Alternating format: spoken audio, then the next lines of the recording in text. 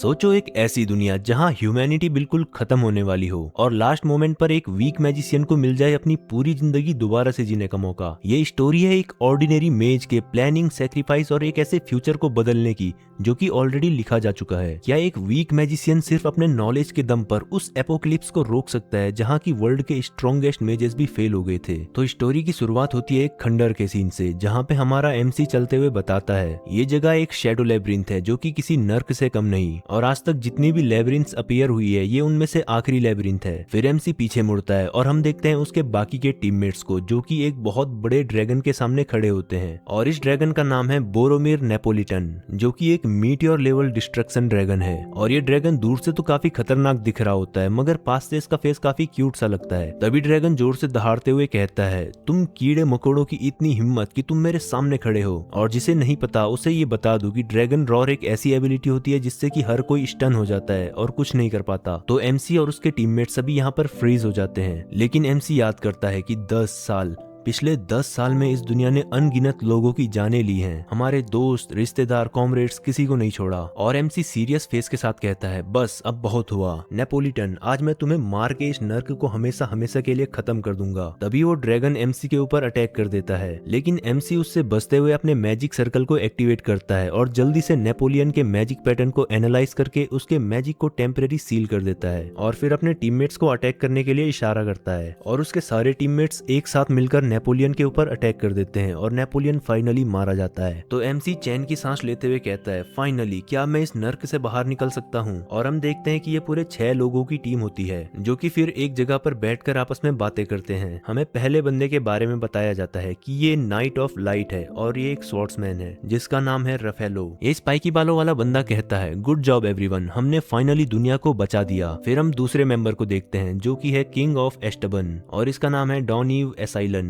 वो कहता है, हमने ड्रैगन को तो मार दिया लेकिन अभी तक हमें ये लेब्रिंथ क्लियर करने का मैसेज क्यों नहीं मिला? क्या ड्रैगन को मारना इस शैडो वर्ल्ड का ऑब्जेक्टिव नहीं था? तो रफेलो कहता है, हाँ तुमने सही कहा, मिशन कंप्लीट होते ही हमें तो अपने रियल वर्ल्ड में वापस पहुंच जाना चाहिए था। चलो कुछ देर और इंतजार करके देखते हैं। तभी तीसरा बंदा जो कि विजार्ड जैसा दिख रहा है वो कहता है, 150 मिलियन मतलब कि 15 करोड़ लोगों में सिर्फ हम 6 लोग जिंदा बचे हैं, जिसका मतलब है 0.00004% सर्वाइवल चांस। ये तो बहुत ही इंसेन नंबर है। और हम देखते हैं कि ये wizard master of maze tower जॉर्ड एक्सेरियन है। फिर हम फोर्थ मेंबर को देखते हैं जो कि एक पिंक गर्ल होती है। इसका नाम तो नहीं बताया गया लेकिन शायद से ये एक हीलर हो सकती है और ये विजार्ड से कहती है, ऐसी पॉइंटलेस कैलकुलेशन करके कोई फायदा नहीं, इससे मरे हुए लोग वापस नहीं आ जाएंगे। तो विजार्ड कहता है, ये सब खत्म होने के बाद हमें इस सब का रिकॉर्ड रखना होगा क्योंकि वर्ल्ड की 99% मैजिकल पॉपुलेशन खत्म हो चुकी है। तो हमारा एमसी कहता है, अगर हम अपने वर्ल्ड को बचाने में सक्सेसफुल होते हैं तो फिर ये सब मायने नहीं रखता। और जो हमारी 6th मेंबर होती है वो एक मैजिक नाइट की तरह दिख रही होती है जो कि एक पत्थर के ऊपर बैठी होती है और कुछ नहीं बोलती। फिर पिंक गर्ल रफेलो से कहती है, अगर तुम नहीं होते तो ये बहुत ही ज्यादा मुश्किल होता। तो रफेलो शर्माते हुए कहते हैं, अरे नहीं नहीं ऐसा नहीं है, तुम सबको प्रोटेक्ट करना तो मेरा फर्ज है और वैसे भी इसमें सबसे ज्यादा तो डेजिर का कंट्रीब्यूशन था। तो किंग कहता है, हाँ अगर डेजिर नहीं होता तो शायद हम इसे कभी क्लियर नहीं कर पाते। और डेजिर यानी कि हमारा मेन कैरेक्टर यहाँ पे शर्म से पानी पानी हो जाता है। तभी विजार्ड कहता है, सही बताऊं तो मुझे लगा था कि तुम बहुत जल्द ही मर जाओगे। हाँ मुझे पता है कि तुम आर्टिफैक्ट्स का यूज करते हो पर फिर भी इतने जल्दी ड्रैगन मैजिक को एनालाइज करके सील करना ये बहुत ही ज्यादा इंप्रेसिव है, वो भी जबकि तुम सिर्फ एक 3rd सर्कल मैजिशियन हो। यहाँ तक कि मुझ जैसे 7th सर्कल मैजिशियन के लिए भी इतना फास्ट कैलकुलेशन करना पॉसिबल नहीं है। ऐसा कैसे हो सकता है कि तुम सिर्फ 3rd सर्कल मेज हो जबकि तुम्हारा टैलेंट इतना अच्छा है? विजार्ड और वो पिंक गर्ल डेजिर की तरफ कुछ ऐसे देखते हैं जैसे कि उन्हें कोई बड़ा सीक्रेट पता चलने वाला हो। पर डेजिर कहता है, मुझे कभी प्रॉपर एजुकेशन नहीं मिली क्योंकि मैं एक कॉमनर हूँ। अगर मुझे अच्छे से एजुकेशन मिली होती तो शायद मैं कई लोगों की जान बचा पाता। तो विजार्ड कहता है, ये तो बहुत बुरा हुआ, अगर हमारे पास मैजिक टावर में तुम्हारे जैसा कोई होता तो हम कोई कसर नहीं छोड़ते तुम्हें सपोर्ट करने में। तभी रफेलो बोलता है, बस बहुत हुआ, अब पास्ट के बारे में सोचना बंद भी करो। मुझे पूरा भरोसा है कि जब हम वापस जाएंगे तो बहुत से लोग हमें वेलकम करने के लिए मौजूद होंगे। तुम लोगों ने क्या सोचा है, वापस जाके क्या करोगे? तो किंग बोलता है, मेरे जितने भी साथी अभी तक मरे हैं मैं उनके घर जाऊंगा और उनकी आखिरी निशानी लौटा के आऊंगा, मैं उनका बलिदान कभी नहीं भूल सकता।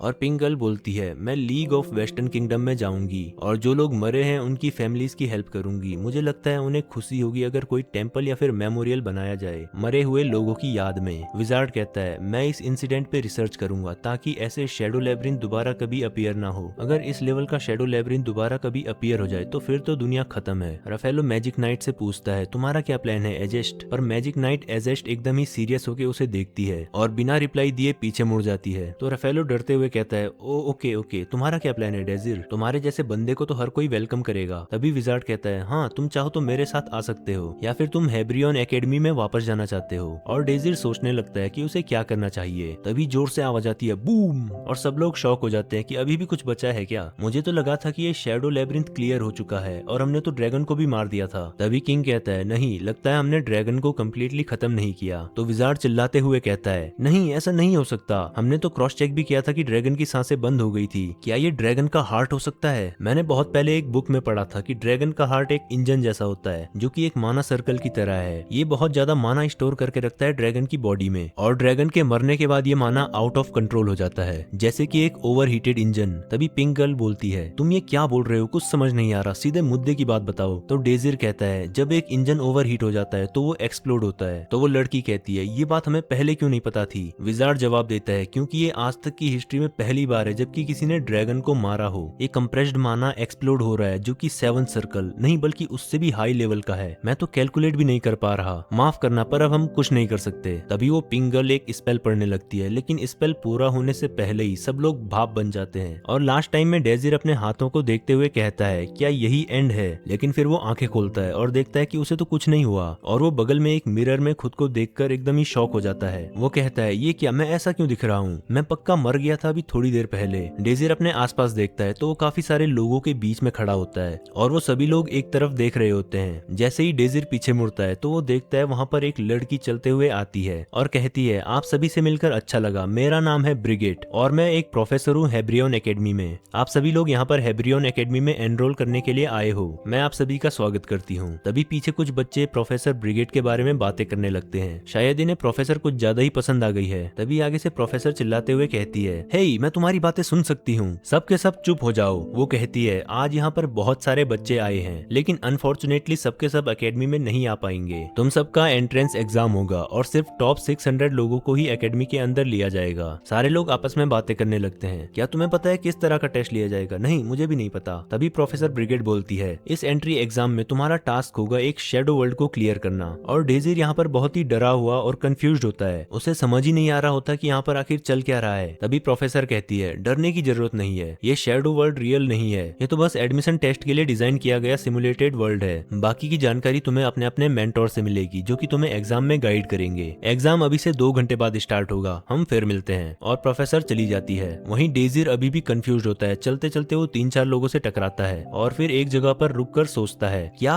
हेब्रियन एकेडमी का एंट्रेंस सेरेमनी कॉन्टिनेंट की बेस्ट एकेडमी, पर ये कैसे हो सकता है? मुझे तो इस एकेडमी से ग्रेजुएट हुए 10 साल से भी ज्यादा हो गए, अभी साल 3613 चल रहा है और वो शैडो वर्ल्ड साल 3616 में अपीयर हुआ था। और क्योंकि मैं 10 साल तक उस शैडो लेब्रिंथ में कैद था, इसका मतलब वो शैडो वर्ल्ड साल 3626 में खत्म हो गया और फिर मैं टाइम में 13 साल पीछे आ गया। इसका मतलब पिछले 10 सालों से जो मैं उस नर्क में जी रहा था और इतने सारे लोगों का सैक्रिफाइस और एफर्ट सब कुछ वेस्ट चला गया। डेजिर को बहुत दुख होता है और वो अपनी छाती पकड़ के रोने लगता है। तभी पास से गुजरते 2 लोग बोलते हैं इसे क्या हो गया, ये क्यों रो रहा है, शायद ये एक कॉमनर होगा। पर डेजिर खुद को संभालता है और कहता है नहीं ये कोई सपना नहीं है, मुझे अभी भी सब कुछ याद है। तभी एक लड़की वहाँ पे आती है और डेजिर को घूरते हुए बोलती है मैंने तुम्हें कहाँ कहाँ नहीं ढूंढा, तुम मीटिंग प्लेस में भी नहीं थे, तो मैं सोच रही थी कि तुम कहाँ होगे, क्या तुम ही डेजिर हरमन हो? तो डेजिर कहता है हाँ सॉरी। तो लड़की कहती है अच्छा ठीक है, नाइस टू मीट यू, मेरा नाम है लडोरिया, मैं 2nd ईयर की स्टूडेंट हूँ और मैं इस एंट्रेंस एग्जाम के दौरान तुम्हारी मेंटोर होने वाली हूँ। तो डेजिर भी थोड़ा सा लाल होते हुए कहता है मुझे आपके साथ काम करके खुशी होगी। फिर हम देखते हैं कि उस लड़की का पूरा नाम होता है लडोरिया वॉन डॉरिश और वो एक जीनियस फायर एलिमेंट मैजिशियन होती है जो कि अभी से ही 4th सर्कल मैजिक पे पहुंच गई है और वो एक टॉपर भी है जो कि हमेशा क्लास में फर्स्ट आती है। तो लडोरिया डेजिर से कहती है तुम इतना क्या सोच रहे हो? डेजिर कहता है मैं बस थोड़ा सा नर्वस हूँ। तो लडोरिया कहती है ये बस एक एंट्रेंस एग्जाम है, इसमें इतना डरने वाली क्या बात है, वैसे भी टेस्ट वाले शैडो वर्ल्ड्स बहुत आसान होते हैं as compare to real shadow world. तो डेजिर कहता है ओ ऐसा है क्या? लडोरिया रिप्लाई करती है ये तो बस एक टेस्ट है, ये देखने के लिए कि क्या तुम शैडो वर्ल्ड के अगेंस्ट में वॉर ज्वाइन करने के लायक हो या लडोरिया नहीं। वो अपने टैबलेट में देखती है और कहती है, अच्छा तो तुम एक कॉमनर हो, वैसे इससे तुम्हें एडमिशन में तो कोई दिक्कत नहीं होगी, पर यह है कि तुम्हें बीटा क्लास ही मिलेगी, भले ही तुम कितना भी अच्छा परफॉर्म कर लो एंट्रेंस एग्जाम में। और बीटा क्लास पे कभी ध्यान नहीं दिया जाता। इस एकेडमी में एक हायरार्की चलती है जिसमें कि अमीर लोग जो होते हैं उन्हें अल्फा क्लास में रखा जाता है और कॉमनर्स को बीटा क्लास में। इससे फर्क नहीं पड़ता कि उनकी स्किल्स कितनी ही अच्छी है, पर उनके साथ डिस्क्रिमिनेशन किया जाता है सिर्फ इसलिए क्योंकि वो कॉमनर्स हैं। खैर ये सब तो बात की बातें हैं। अगर तुम एकेडमी में एडमिट हो पाए तो क्या तुम्हें पता भी है शैडो वर्ल्ड आखिर होते क्या हैं? तो डेजिर हाँ में जवाब देता है और लडोरिया कहती है, पर क्या तुम बहुत अच्छे से जानते हो शैडो वर्ल्ड्स के बारे में? अगर तुम्हें शैडो वर्ल्ड के अगेंस्ट वॉर में जाना है तो तुम्हें उनके बारे में सब कुछ पता होना चाहिए। तो डेजिर हाँ में मुंडी हिलाता है और लडोरिया कहती है, अच्छा ऐसा है तो ठीक है, मैं तुमसे कुछ सवाल पूछती हूँ, तो ये बताओ शैडो वर्ल्ड क्या होते हैं? डेजिर कहता है, शैडो वर्ल्ड एक तरह के पैरेलल यूनिवर्स होते हैं और ये सबसे बड़ा थ्रेट है जो कि ह्यूमंस ने आज तक फेस किया है। हर साल एक शैडो वर्ल्ड अपीयर होता है। इनफाइनाइट शैडो वर्ल्ड्स हैं और सबके अपने अपने रूल्स होते हैं। कुछ शैडो वर्ल्ड बहुत ही वीक हो सकते हैं जबकि कुछ एक्सट्रीमली डेंजरस होते हैं। ये शैडो वर्ल्ड्स पास्ट इंसिडेंट के बेस पे बने होते हैं। मैजिक सोसाइटी ने इन शैडो वर्ल्ड्स को 10 डिफरेंट रैंक्स में डिवाइड किया है बेस्ड ऑन हिस्ट्री। रैंक से पता चलता है कि ये शैडो वर्ल्ड कितना टफ है। और शैडो वर्ल्ड से होने वाली सबसे बड़ी प्रॉब्लम ये है कि जहाँ पर ये अपीयर होता है वो जगह ब्लैक फॉग में कवर हो जाती है और फिर उस जगह का क्या होता है ये किसी को नहीं पता। बस ये पता है कि वहाँ पे कोई सरवाइव नहीं कर सकता और यही कारण है कि शैडो वर्ल्ड्स को क्लियर करना बहुत जरूरी होता है। इतना सब सुन के लडोरिया एकदम ही शॉक हो जाती है, लेकिन वो ऐसे एक्ट करती है जैसे कि ये बिल्कुल जनरल नॉलेज वाली बातें थी। और वो कहती है, दो मेजर अथॉरिटीज हैं जो कि शैडो वर्ल्ड्स को संभालती हैं। एक है लीग ऑफ वेस्टर्न किंगडम और दूसरा है ये हेब्रियन एकेडमी। ये दोनों कॉम्पिटिटर्स हैं जो कि कम्पीट करते हैं शैडो वर्ल्ड्स को क्लियर करने के लिए और वहाँ से सोल स्टोन लाने के लिए, और हम भी इसमें हिस्सा लेते हैं as a member of Hebrian academy. लडोरिया सोचती है, एक्चुअली एक और फैक्शन है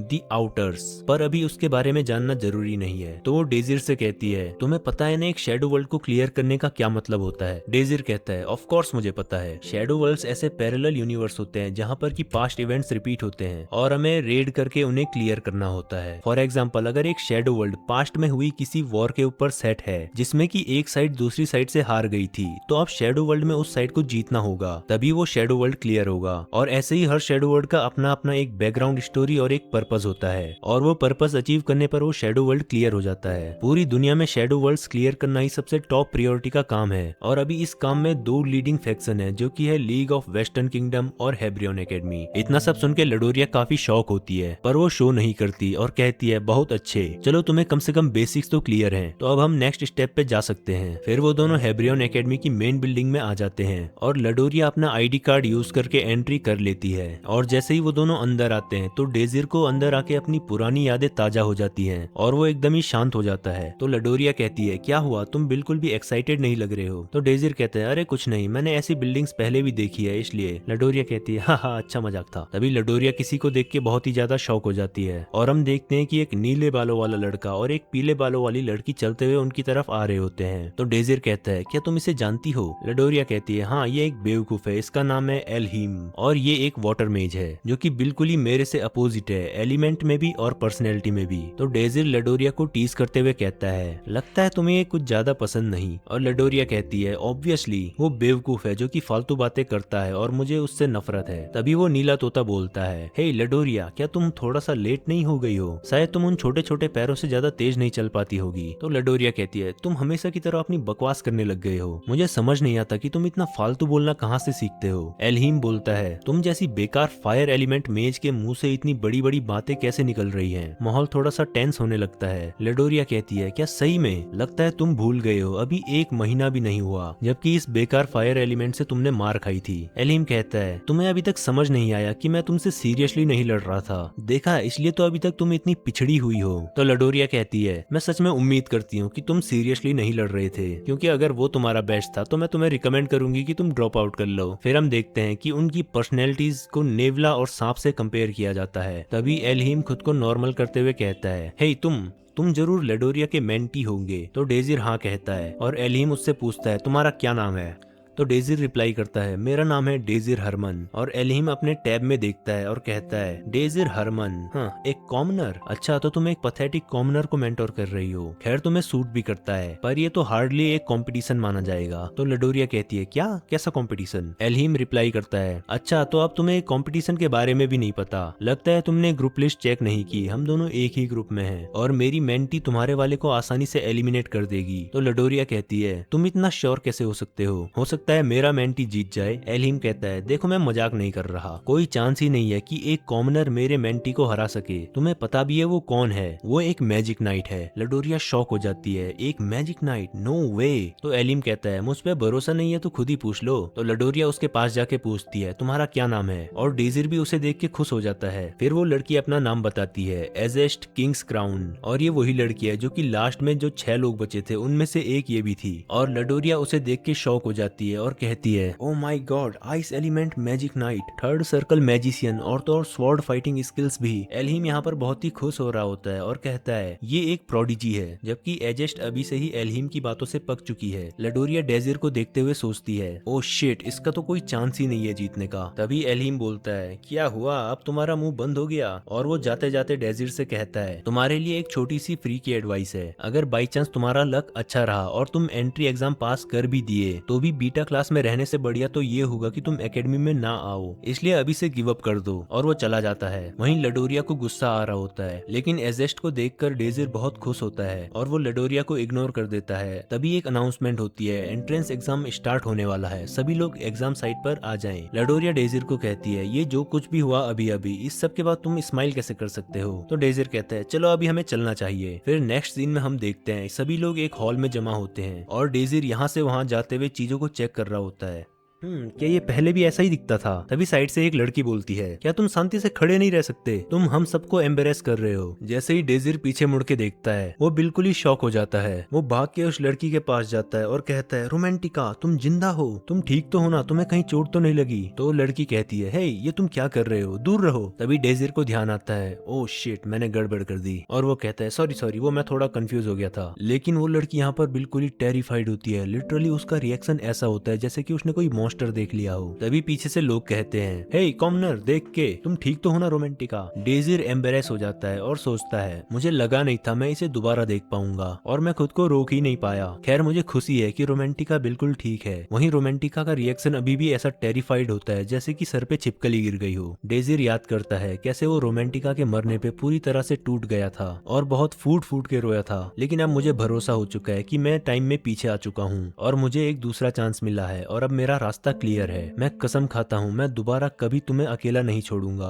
और इसके लिए मैं कुछ भी करूंगा। तभी घंटी बजती है और अनाउंसमेंट होती है ग्रुप डी का एंट्रेंस एग्जामिनेशन कंफर्म हो चुका है, जो कि है एक 10th लेवल का शेडो वर्ल्ड एरेंस्टी प्लेन्स रेस। इस वर्ल्ड को क्लियर करने के लिए तुम्हें बाकी प्लेयर से पहले फिनिश लाइन तक पहुंचना होगा, और फिनिश लाइन जो है वो स्टार्टिंग पॉइंट से 8 किलोमीटर दूर है। इस रेस में मैजिक का यूज कर सकते हैं और तो और दूसरे प्लेयर्स पे अटैक करना भी अलाउड है। इस वर्ल्ड के अंदर सबको 80% कम दर्द महसूस होगा, लेकिन अगर किसी पर इतना जोर का अटैक हो जाए जिससे कि वो रियल लाइफ में तो मर ही जाता, तो ऐसे में उस स्टूडेंट को एलिमिनेट कर दिया जाएगा। डेजिर कहता है एक रेस, ये काफी आसान होगा ग्रुप बी के कंपैरिजन में, जिन्हें की एक ट्रोल को मारने का टास्क मिला है। तभी उनके ग्रुप का एक दूसरा बंदा रोमांटिका से कहता है वो मैजिक नाइट और वो कॉमनर का हमारे सामने कोई मुकाबला नहीं है, इसका मतलब ये रेस सिर्फ हम दोनों के बीच में होने वाली है। और वो दोनों एक दूसरे को गुड लक विश करते हैं। तभी अनाउंसमेंट होती है गेट्स ओपन होने वाले हैं, सभी स्टूडेंट अपने अपने गेट्स के सामने आकर खड़े हो जाओ। तो हम देखते हैं एक गोल्डन गेट के सामने 4 लोग खड़े होते हैं, जो कि है हमारा मेन कैरेक्टर डेजिर, उसकी फ्यूचर बंदी रोमांटिका और एक साइड कैरेक्टर जो कि रोमांटिका के पीछे पड़ा है, और लास्ट में है मैजिक नाइट एजेस्ट। फिर वो चारों लोग शेडो वर्ल्ड के अंदर आ जाते हैं और वहाँ अनाउंसमेंट होती है तुम शेडो वर्ल्ड एरेंस्टी प्लेन्स रेस के अंदर आ चुके हो और रेस 3 मिनट में स्टार्ट होने वाली है, सभी लोग स्टार्टिंग लाइन के पास खड़े हो जाओ। तो चारों लोग स्टार्टिंग लाइन के पास खड़े हो जाते हैं और डेजिर एजेस्ट को हेलो कहता है, लेकिन वो कुछ रिप्लाई नहीं करती। तो डेजिर सोचता है क्या ऐसा हो सकता है कि एजेस्ट भी मेरी तरह टाइम में पीछे आई हो? खैर ये बताना तो हमेशा से ही मुश्किल था कि वो क्या सोच रही है। तभी एजेस्ट उसे कहती है हे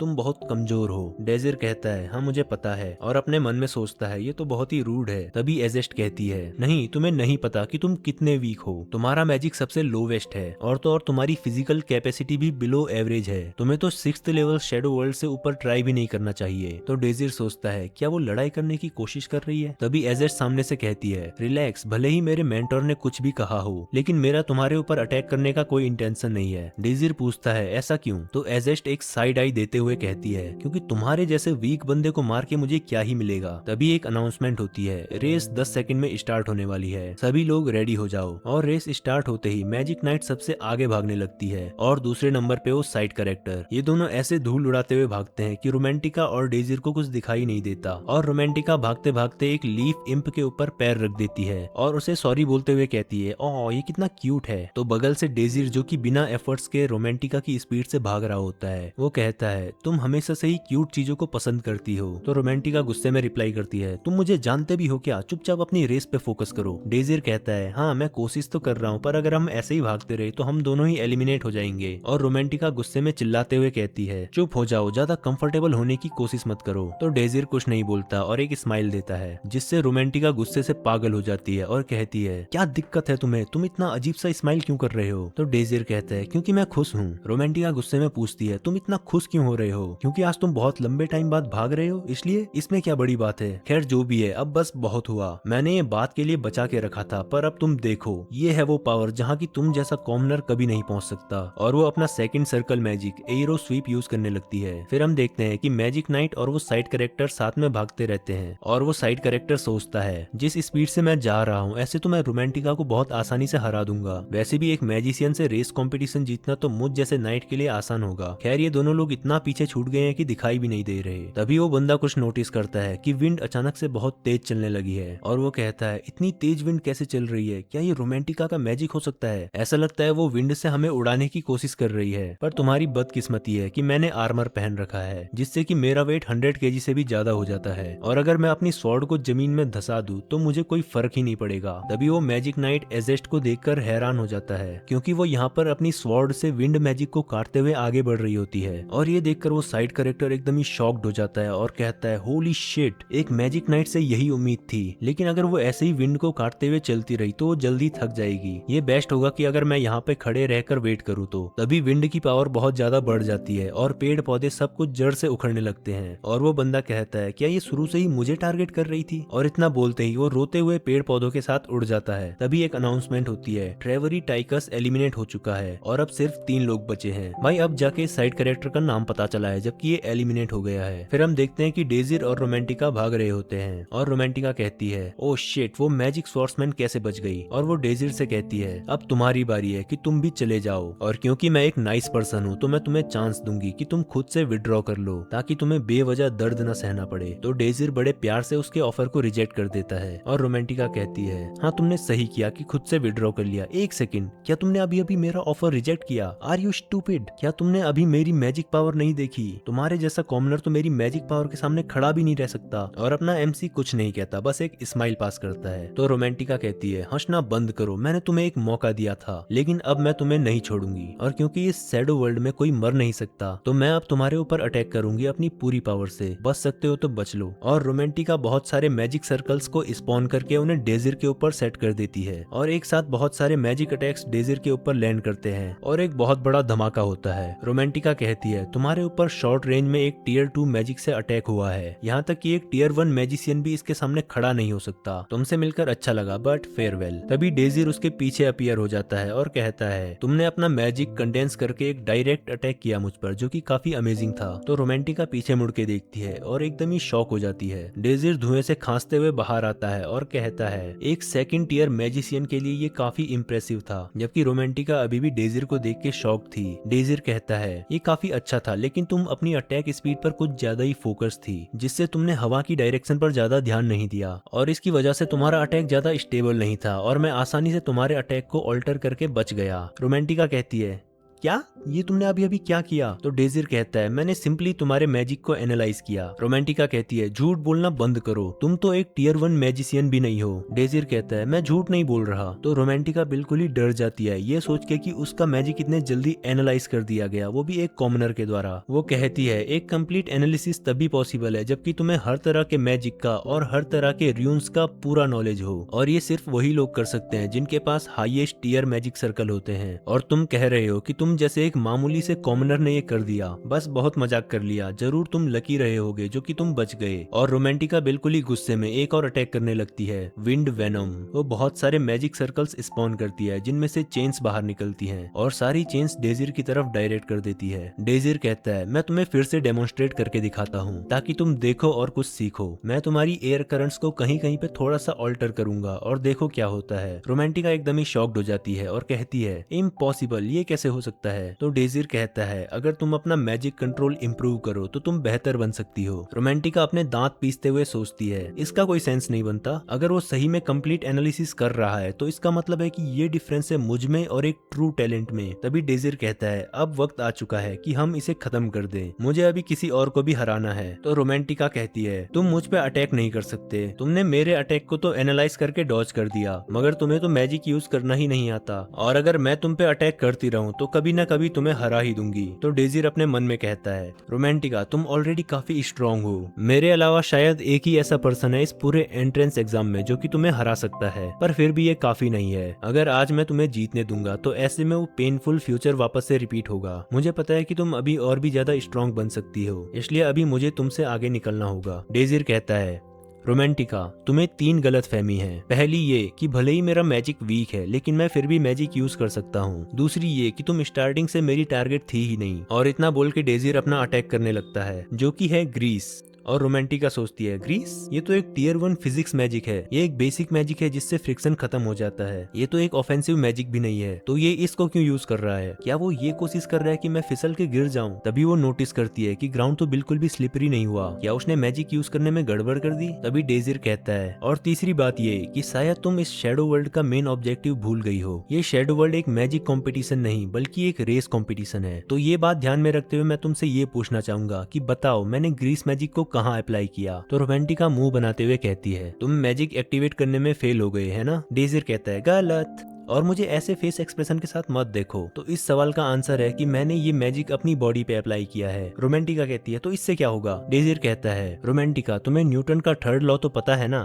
तो रोमांटिका गुस्से से चिल्लाते हुए कहती है ऑफ कोर्स मुझे पता है। डेजिर कहता है तो बताओ क्या होगा जब मुझे कोई पीछे से धक्का देगा? रोमांटिका कहती है ये तो ऑब्वियस सी बात है कि तुम आगे मूव करोगे। डेजिर कहता है ओके, तो क्या होगा जब कोई मुझे एक्सट्रीम फोर्स के साथ पीछे से धक्का देगा? फॉर एग्जाम्पल एक ऐसा फोर्स जैसे कि एक बड़ा सा धमाका। रोमांटिका एकदम ही शॉक्ड होकर कहती है वेट, क्या तुम पागल वागल तो नहीं हो गए हो? अगर तुम ऐसा करोगे तो तुम्हें भी उस एक्सप्लोजन से बहुत डैमेज होगा, बल्कि तुम तो मर ही जाओगे जब इतनी स्पीड से तुम किसी चीज से टकराओगे। तो डेजिर कहता है रोमांटिका तुमने ही तो थोड़ी देर पहले कहा था कि ये एक सिमुलेटेड वर्ल्ड है और यहाँ कोई मर नहीं सकता, और यही रूल इस सिचुएशन पे भी अप्लाई होता है। तभी डेजिर अपनी पीठ के पीछे एक फायरबॉल से धमाका करता है जिसके कारण वो बहुत तेज स्पीड से आगे चला जाता है। स्पीड इतनी तेज होती है कि रोमांटिका हवा में उड़ के नीचे गिर जाती है और कहती है ऐसा क्रेजी बंदा आखिर आया कहां से? फिर नेक्स्ट सीन में हम देखते हैं मैजिक नाइट एजेस्ट भाग रही होती है। तभी वो नोटिस करती है कि पीछे से कोई बहुत तेज स्पीड में आ रहा है और वो पीछे मुड़ के कहती है अच्छा तो ये तुम हो, आओ लड़ो मुझसे। फिर वो सोचती है अगर मैं उसे अकेला छोड़ दूं और भागती रहूं तो हो सकता है वो मुझ पे पीछे से अटैक कर दे, और क्योंकि फिनिश लाइन बहुत नजदीक है ऐसे में मुझे उसे मारना ही होगा। और फिर वो डिसाइड करती है कि मैं पूरी जान लगाकर उससे लड़ूंगी क्योंकि मैं वो हूँ जो कि अपने एनिमीज को रुला देती है। और इतना कहते ही एजेस्ट एक टियर 3 का स्पेल कास्ट करती है जिसे देखकर एक बार को डेजिर भी डर जाता है। एजेस्ट कहती है मुझे नहीं पता कि तुमने उस लड़की को कैसे हराया, पर जो भी ट्रिक तुमने उस पे चली है वो मुझ पे काम नहीं करेगी। डेजिर सोचता है वो इतने कम टाइम में इतने बड़े स्केल पे मैजिक कास्ट कर दी है, वो तो सच में अमेजिंग है, लेकिन तुम मुझे बहुत कम समझ रही हो एजेस्ट। तभी डेजिर अपना स्किल एनालिसिस यूज करता है और एजेस्ट के टोटल 180 मैजिक सर्कल्स को एनालाइज करके उन पे कंट्रोल करने लगता है। ये देखकर एजेस्ट भी शॉक हो जाती है और कहती है अनबिलीवेबल। उसकी मैजिक एनालिसिस स्पीड स्पीड तो कम से कम एक 6 टियर मैजिशियन के बराबर है। अगर मैंने उसे और टाइम दिया तो वो मेरे सारे मैजिक एरोस पे कंट्रोल कर लेगा।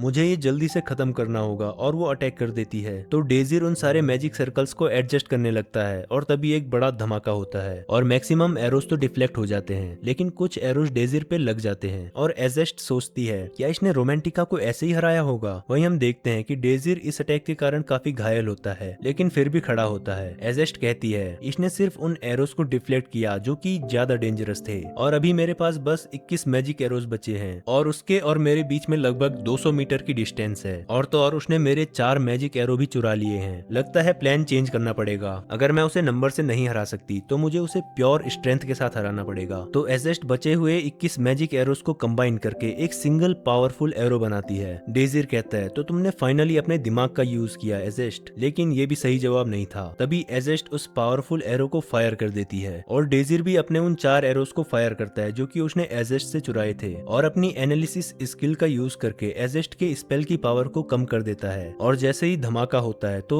डेजिर उसके फोर्स के कारण बहुत स्पीड से एंड लाइन की तरफ जाने लगता है। तभी एजेस्ट भी समझ जाती है कि डेजिर क्या करने की सोच रहा है और वो अपनी स्वॉर्ड निकाल के डेजिर के ऊपर अटैक कर देती है, जो कि डेजिर को लग भी जाता है। लेकिन डेजिर अपने मोमेंटम के कारण लाइन क्रॉस कर ही देता है और एजेस्ट दुखी होते हुए अपनी स्वॉर्ड को वापस रख देती है।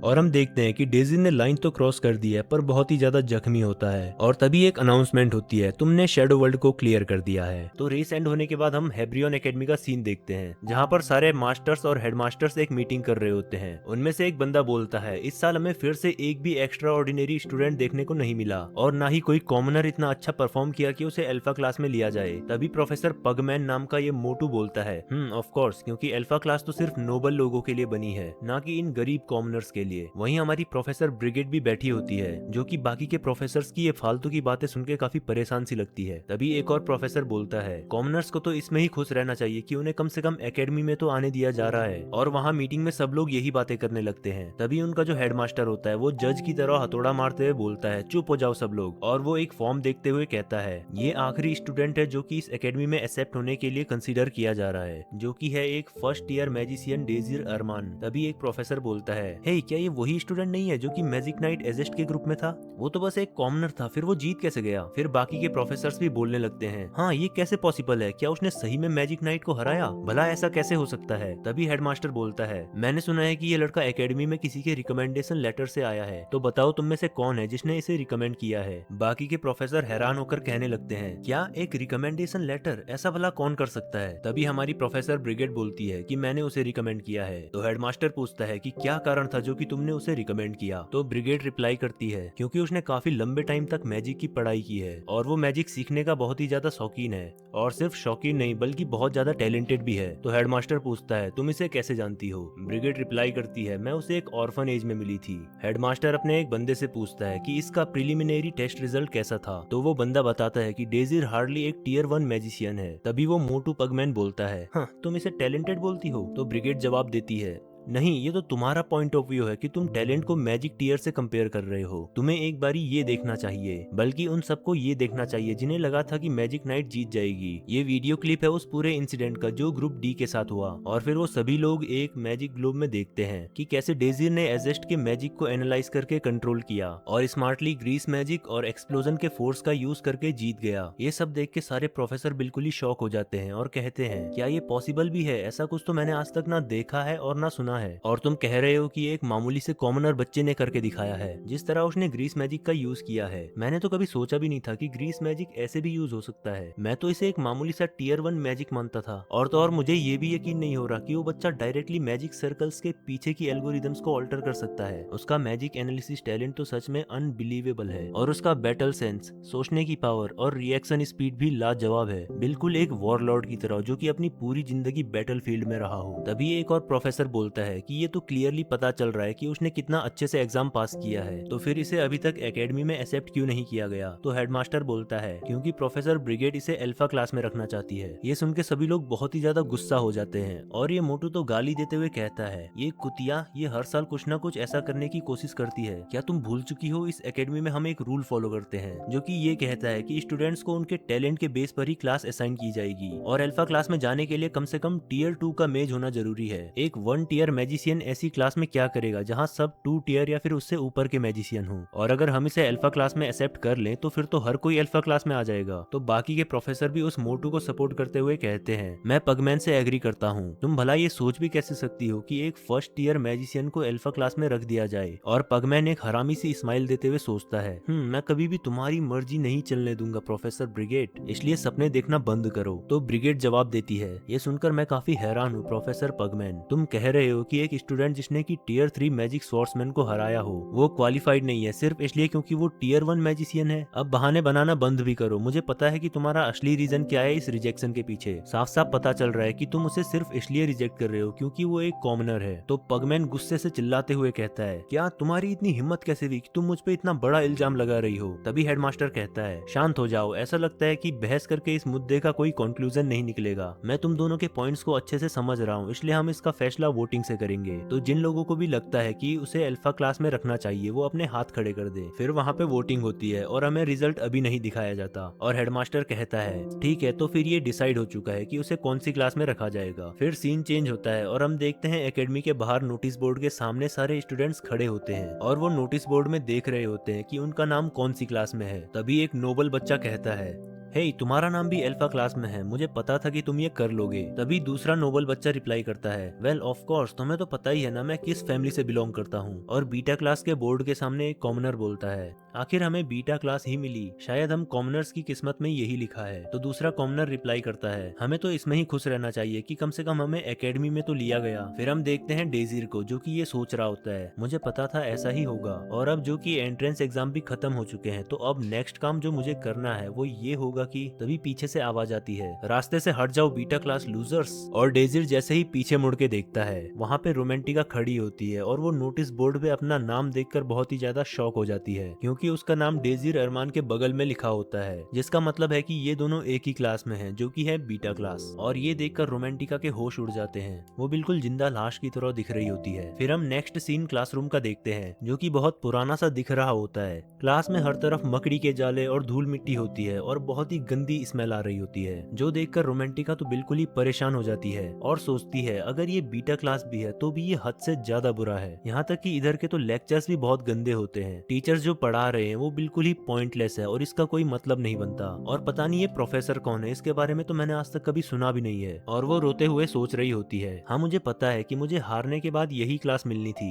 बट स्टिल क्यों, मुझे और उसे सेम क्लास में होना जरूरी था क्या। और वो डेजिर को गुस्से से देखते हुए सोचती है, मुझे विश्वास नहीं हो रहा कि तुम इन क्लासेस को सीरियसली ले रहे हो। क्या उसने सही में मैजिक स्वॉर्ड्समैन को हराया था, और अगर हराया था तो फिर वो बीटा क्लास में क्यों है। खैर जो भी हो, लेकिन उसकी स्किल्स बहुत अच्छी हैं। तभी डेजिर उसकी तरफ देखता है और एक स्माइल पास करता है, जिसे देखकर रोमांटिका का गुस्सा और भी ज्यादा बढ़ जाता है और वो गुस्से में टेबल पे हाथ मारते हुए कहती है, ये कितना अननोइंग है। तभी आगे से एक टीचर चिल्लाकर कहता है, हे क्या हुआ, क्या दिक्कत है। लेकिन यार रोमांटिका के हाथ में दर्द होने लगता है क्योंकि उसने टेबल पे कुछ ज्यादा ही जोर से मार दी थी। फिर हम डेजिर को देखते हैं जो कि सोच रहा होता है, इससे फर्क नहीं पड़ता कि कोई कितना ही टैलेंटेड है, अगर वो कॉमनर है तो वो बीटा क्लास में ही रहेगा और ये कभी नहीं बदलने वाला। और इस बीटा क्लास जैसी जगह में बहुत सारे टैलेंट ऐसे ही बर्बाद हो जाएंगे। अगर यहाँ पे ऐसा डिस्क्रिमिनेशन नहीं होता तो बहुत सारे बीटा क्लास के लोग बहुत अच्छे से ट्रेन हो पाते और उस लेबरिंथ में बहुत लोगों की जानें बच जाती। लेकिन जिस हिसाब से अभी चल रहा है ऐसे तो कई सारे लोग फिर से मारे जाएंगे। इस क्लास में भी कुछ लोग ऐसे हैं जो कि काफी टैलेंटेड है। अगर मैं चाहता हूँ कि वो पास्ट रिपीट ना हो तो मुझ पे सिर्फ एक ही रास्ता है इसे चेंज करने का। मुझे बीटा क्लास के लोगों को लेके ट्रेन करना होगा और अल्फा क्लास के लेवल तक ले जाना होगा। और ऐसा करने के लिए मुझे सबसे पहले ये करना होगा कि तभी लंच टाइम हो जाता है और रोमांटिका एक लेम फेस बनाते हुए कहती है, मुझे अभी भी विश्वास नहीं हो रहा कि मैं बीटा क्लास में हूँ। तभी एक सफेद बालों वाला बंदा उसके पास आकर कहता है, हे तुम रोमांटिका हो ना,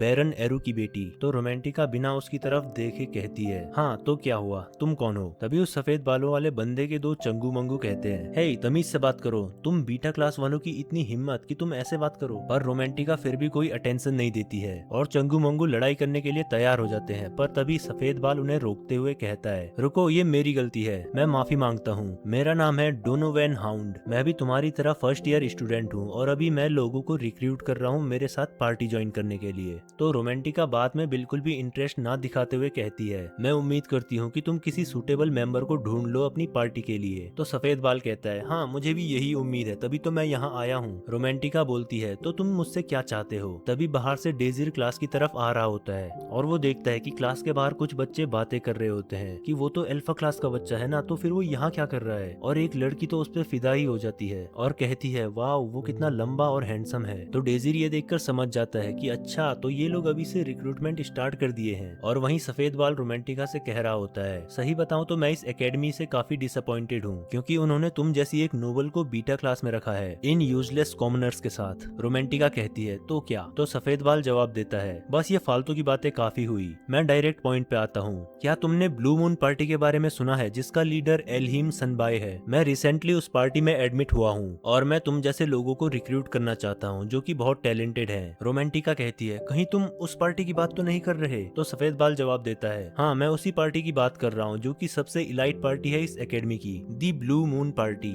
ये अभी के टाइम पे सबसे पावरफुल पार्टी है हेब्रियन एकेडमी के अंदर। और ये बस बोलने वाली बातें नहीं है बल्कि इस पार्टी में हेब्रियन एकेडमी के सबसे पावरफुल और टैलेंटेड लोग हैं। तो रोमांटिका सोचती है मुझे पूरा भरोसा है कि मैजिक स्वॉर्ड्समैन एजेस्ट भी इसी पार्टी में होगी और अगर मैं इस पार्टी को ज्वाइन करूं तो काफी चांसेस है कि मुझे भी अल्फा क्लास में ट्रांसफर कर दिया जाए। ये मेरे लिए एक अपॉर्चुनिटी हो सकती है इस बीटा क्लास को छोड़ने की। पर मैं इतना सोच क्यों रही हूँ जबकि आंसर बिल्कुल साफ सीधा है। लेकिन तभी सफेद बाल रोमांटिका का हाथ पकड़ के बोलता है अगर मैं तुम्हें पार्टी ज्वाइन करने में हेल्प करूँ तो बदले में मैं ये चाहता हूँ कि रोमांटिका तुम्हें मेरे साथ डेट पे जाना होगा। मतलब कि भाई ये बंदा रोमांटिका को टीम में रिक्रूट करने के बहाने उसे प्रपोज करने आया है। रोमांटिका बोलती है क्या तुमने अभी अभी क्या कहा। तो सफेद बाल एक स्माइल देते हुए कहता है मैंने कहा क्या तुम मेरे साथ डेट पे चलोगी।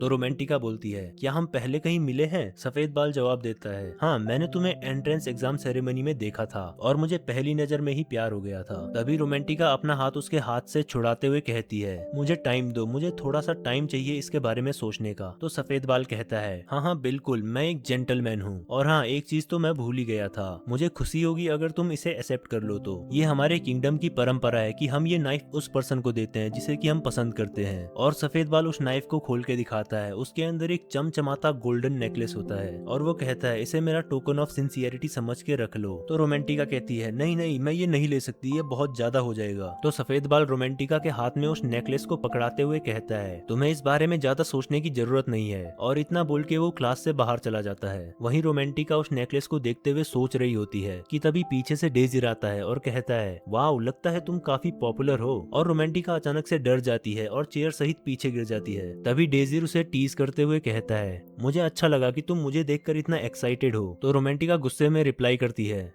ऐसा कुछ नहीं है, मैं बस चौंक गई थी। डेजिर पूछता है क्या तुम्हें हेल्प चाहिए उठने में। तो रोमांटिका गुस्से से पागल हो जाती है और कहती है कोई जरूरत नहीं है, मैं खुद से उठ सकती हूँ। और वो खड़ी होकर कहती है तो बताओ अब क्या चाहिए तुम्हें। और वो डरते हुए डेजिर की ओर देखती है और डेजिर भी उसकी तरफ देखकर कहता है मैं भी तुम्हें सेम ऑफर देने आया हूँ उस बंदे की तरह। तो रोमांटिका डरा हुआ मुंह बनाकर कहती है छी तुम जैसे के साथ तो मैं सपने में भी डेट पे न जाऊँ। डेजिर कहता है मैं इस ऑफर की बात नहीं कर रहा था, मैं तुम्हें डेट के लिए पूछने नहीं आया हूँ। और रोमांटिका टेबल पे हेड डाउन करते हुए कहती है तो मजाक करना बंद करो, मेरा अभी मजाक का मूड बिल्कुल भी नहीं है। तो डेजिर एकदम भोंदू बच्चे की तरह पूछता है क्यों तुम्हें कोई परेशानी है क्या। और रोमांटिका एक डिसअपॉइंटेड फेस के साथ कहती है हाँ, और वो अपने हाथ में रखा गोल्डन नेकलेस दिखाती है जो देखकर डेजिर भी शॉक हो जाता है। और रोमांटिका कहती है ये देखो इसके कारण अगर तुम मेरी जगह होते तो बताओ कौन सी पार्टी का ऑफर चूज करते, एक इलाइट अल्फा क्लास की पार्टी जहाँ सक्सेस गारंटीड है या फिर एक बीटा पार्टी जो किसी रैंडम बंदे ने बनाई हो। तो डेजिर सोचता है रोमांटिका मैं जानता हूँ कि तुम पहले ही अपना डिसीजन ले चुकी हो और अब मेरे लिए तुम्हारे डिसीजन को चेंज करना बहुत ही मुश्किल होगा, लेकिन जो डिसीजन तुमने अभी लिया है उससे तुम फ्यूचर में सिर्फ मरने ही वाली हो। और इस सीन में रोमांटिका बिल्कुल एक छोटी बच्ची की तरह एक्ट कर रही होती है। तो डेजिर एक उबासी लेते हुए कहता है फिर तो लगता है मैं ज्यादा कुछ कर नहीं सकता। और रोमांटिका भी जवाब देती है हाँ तुमने सही कहा, अब जल्दी करो और मुझे अकेला छोड़ दो। तो डेजिर जाते हुए कहता है फिर भी क्या तुम एक बार इसे देखना चाहोगी। रोमांटिका हैरान होकर कहती है वो क्या है। और डेजिर अपने जेब से एक लेटर निकालते हुए रोमांटिका के डेस्क पे रख देता है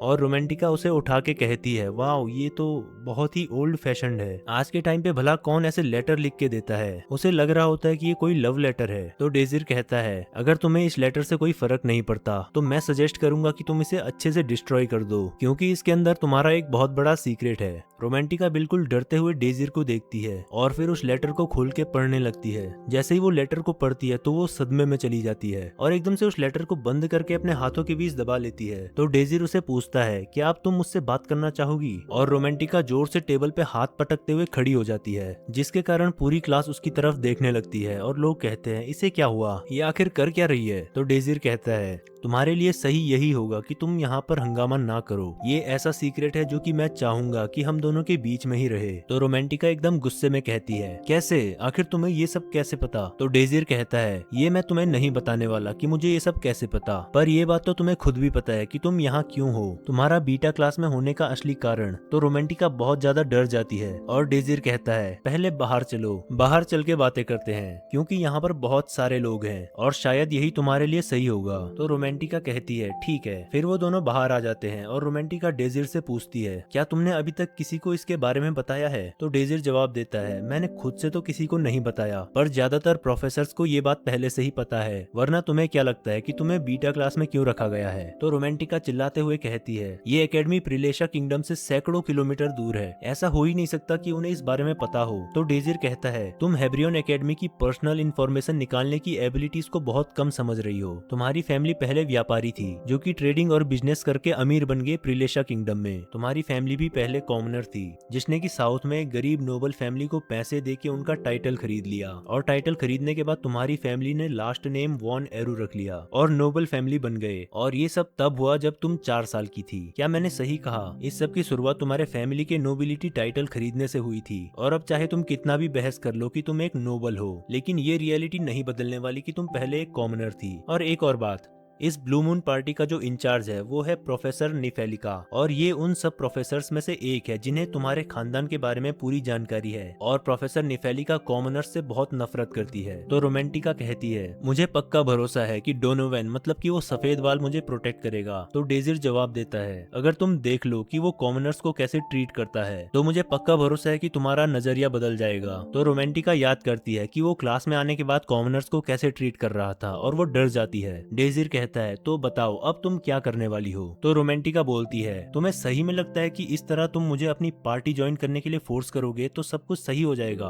तो डेजिर कहता है हाँ तुमने सही कहा, ठीक है मैं तुम्हें एक कंडीशन देता हूँ, 1 महीना। अगर 1 महीना मेरी पार्टी में रहने के बाद तुम्हें सही नहीं लगा तो तुम कभी भी लीव कर सकती हो जब तुम्हारी मर्जी। रोमांटिका बहुत ही कंफ्यूज होती है और सोचती है ये बंदा जो कुछ भी कह रहा है मैं इस पे भरोसा नहीं कर सकती। तभी डेजिर हाथ आगे बढ़ाता है और रोमांटिका पूछती है ये तुम क्या कर रहे हो। तो डेजिर कहता है इसे हैंडशेक कहते हैं, और एक स्माइल के साथ बोलता है तो फिर तुम मेरी पार्टी ज्वाइन कर रही हो ना। और रोमांटिका के पास कोई और ऑप्शन नहीं बचता, इसलिए वो हैंडशेक करके डील एक्सेप्ट करती है। और वो बोलती है क्या तुम्हें पता है तुम एंट्रेंस एग्जाम में भी बहुत ज्यादा अनोइंग थे। तो डेजिर स्माइल करते हुए कहता है हाँ मुझे पता है। और फिर नेक्स्ट सीन हम देखते हैं डेजिर और रोमांटिका लंच करने आ जाते हैं, जहाँ पर रोमांटिका एक ब्रेड को तोड़ते हुए कहती है ओ ये ब्रेड कितना हार्ड है, बिल्कुल एक पत्थर की तरह, भला कोई ऐसा खाना कैसे खा सकता है। तो डेजिर कहता है ऐसा नहीं है कि ये ब्रेड खाने लायक ही नहीं है, कम से कम इसका टेस्ट ऑर्क मीट से तो अच्छा ही है। तो रोमांटिका उल्टी वाला मुंह बनाते हुए कहती है तुम मजाक कर रहे हो ना, ऐसा हो ही नहीं सकता कि वो हमें ऑर्क मीट खाने को देंगे, वैसे भी ऑक्स तो एक्सटिंक्ट हो चुके हैं। फिर रोमांटिका कहती है वैसे तुम्हें ये तो पता ही होगा कि एक पार्टी बनाना इतना आसान भी नहीं है, अभी तो हम सिर्फ 2 ही लोग हैं और एक पार्टी स्टेब्लिश करने के लिए कम से कम 3 लोगों की जरूरत है, और यहाँ तक कि बीटा क्लास के अंदर भी पहले से ही कुछ बड़ी बड़ी पार्टीज बन रखी हैं, और मुझे पूरा भरोसा है कि ज्यादातर बीटा क्लास के स्टूडेंट उन्हीं टीम्स को ज्वाइन करना चाहेंगे। तो मैं बस ये कहना चाह रही हूँ कि तुम्हें पार्टी के लिए नए लोग ढूंढना काफी मुश्किल होगा, जबकि इस पार्टी को कोई भी नहीं जानता।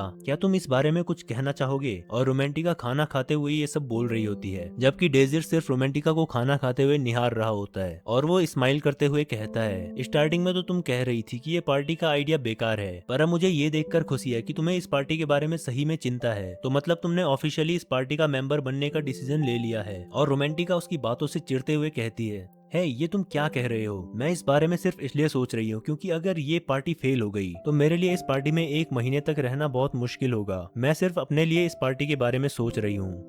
लेकिन डेजिर हमेशा की तरह बस स्माइल करते हुए उसे देखता रहता है। तो रोमांटिका एक चम्मच फेंक के डेजिर के सर पे मारती है और गुस्से में कहती है स्माइल करना बंद भी करो। तो डेजिर कहता है तुम्हें चिंता करने की जरूरत नहीं है, मैंने पहले ही पार्टी बनाने के लिए अप्रूवल ले लिया है एक प्रोफेसर से जिसे मैं जानता हूँ, और जहाँ तक बात है तीसरे पार्टी मेंबर की, तो मेरे मन में एक बंदे का नाम है, अब बस उसे जाके मनाना पड़ेगा। तो रोमांटिका गुस्से से चिल्लाते हुए कहती है ये बात तुम्हें मुझे पहले ही बता देनी चाहिए थी। फिर वो दोनों बाहर आ जाते हैं और डेजिर तो हमेशा की तरह स्माइल करते हुए चलता रहता है, लेकिन रोमांटिका गुस्से में पूछती है तो कौन है वो तीसरा मेंबर जो तुम्हारे मन में है। डेजिर बताता है उसका नाम है परम श्नीडर। फिर नेक्स्ट सीन हम देखते हैं एक हॉल का, जहाँ पे बहुत सारे वुडन वेपन्स रखे होते हैं और वहाँ के फर्नीचर्स भी काफी पुराने से होते हैं। हॉल में कई सारे अल्फा और बीटा क्लास के बंदे जमा होते हैं और अल्फा क्लास वाले बोल रहे होते हैं ये जगह कितनी घटिया है, यहाँ की मेंटेनेंस भी बहुत बेकार है। फिर हम देखते हैं डेजिर और रोमांटिका एक जगह पर बैठ जाते हैं और रोमांटिका कहती है मुझे विश्वास नहीं हो रहा कि आज अल्फा और बीटा क्लास का कंबाइंड लेक्चर हो रहा है, ये तो काफी इंटरेस्टिंग होगा। रोमांटिका डेजिर से पूछती है तुमने तो मुझसे कहा था कि यहाँ पे हमारी पार्टी का एक फ्यूचर मेंबर होगा, क्या नाम बताया था तुमने उसका? सुक्रीम ऐसा ही कुछ नाम था ना? तो डेजिर उसका नाम बताता है परम श्नीडर और याद करता है वो एक स्वॉर्ड मास्टर था बीटा क्लास से जिसने की 9 साल तक शैडो वर्ल्ड में सरवाइव किया था। उसके टैलेंट, एफर्ट और डिटर्मिनेशन के कारण उसने अपनी स्किल्स को बहुत पॉलिश कर लिया था। सिर्फ उसकी पियर्सिंग स्किल देख के ही कोई भी ये बता सकता था कि वो एक स्वॉर्ड मास्टर है। डेजिर रोमांटिका से कहता है वो बहुत ही टैलेंटेड स्वॉर्ड मास्टर है और शायद वो हमारी बीटा क्लास में सबसे स्ट्रॉन्ग पर्सन होगा। ये सुनकर रोमांटिका भी उसे देखने के लिए एक्साइटेड होती है। तभी डेजिर गेट की तरफ देखता है और बोलता है शैतान का नाम लिया और शैतान हाजिर। तो रोमांटिका भी आगे झुककर देखने लगती है कहाँ है कहाँ है। फिर हम देखते हैं उस बंदे को जो कि एक लाइट ब्लू कलर के बाल और आंखों वाला क्यूट सा बच्चा होता है जो कि स्ट्रेचिंग कर रहा होता है, और उसे देखकर रोमांटिका कहती है क्या इतना प्यारा सा छोटा सा बच्चा यहाँ पर क्या कर रहा है? तो डेजिर कहता है परम हमेशा से ही एक प्यारा छोटा सा हीरे की तरह रहा है। रोमांटिका कहती है क्या एक प्यारा छोटा सा हीरा? उसकी क्यूटनेस के सामने तो हीरा भी कुछ नहीं है, वो जीता जागता डेफिनेशन है क्यूट वर्ड का। आखिर मुझे आज तक इसके बारे में क्यों नहीं पता था? वो इतना प्यारा है कि मैं उसे अडॉप्ट करना चाहती हूँ। मैं तो इसे अडॉप्ट करने के लिए कुछ भी करूंगी, भले इसके लिए मुझे अपनी पूरी लाइफ टाइम सेविंग भी खर्च करनी पड़े। और रोमांटिका इतनी ज्यादा एक्साइटेड हो जाती है कि उसके मुंह से पानी टपकने लगता है और यहाँ पर इसके इरादे कुछ ठीक नहीं लग रहे। और डेजिर भी अभी पहली बार बिना स्माइल के रोमांटिका को देख रहा होता है।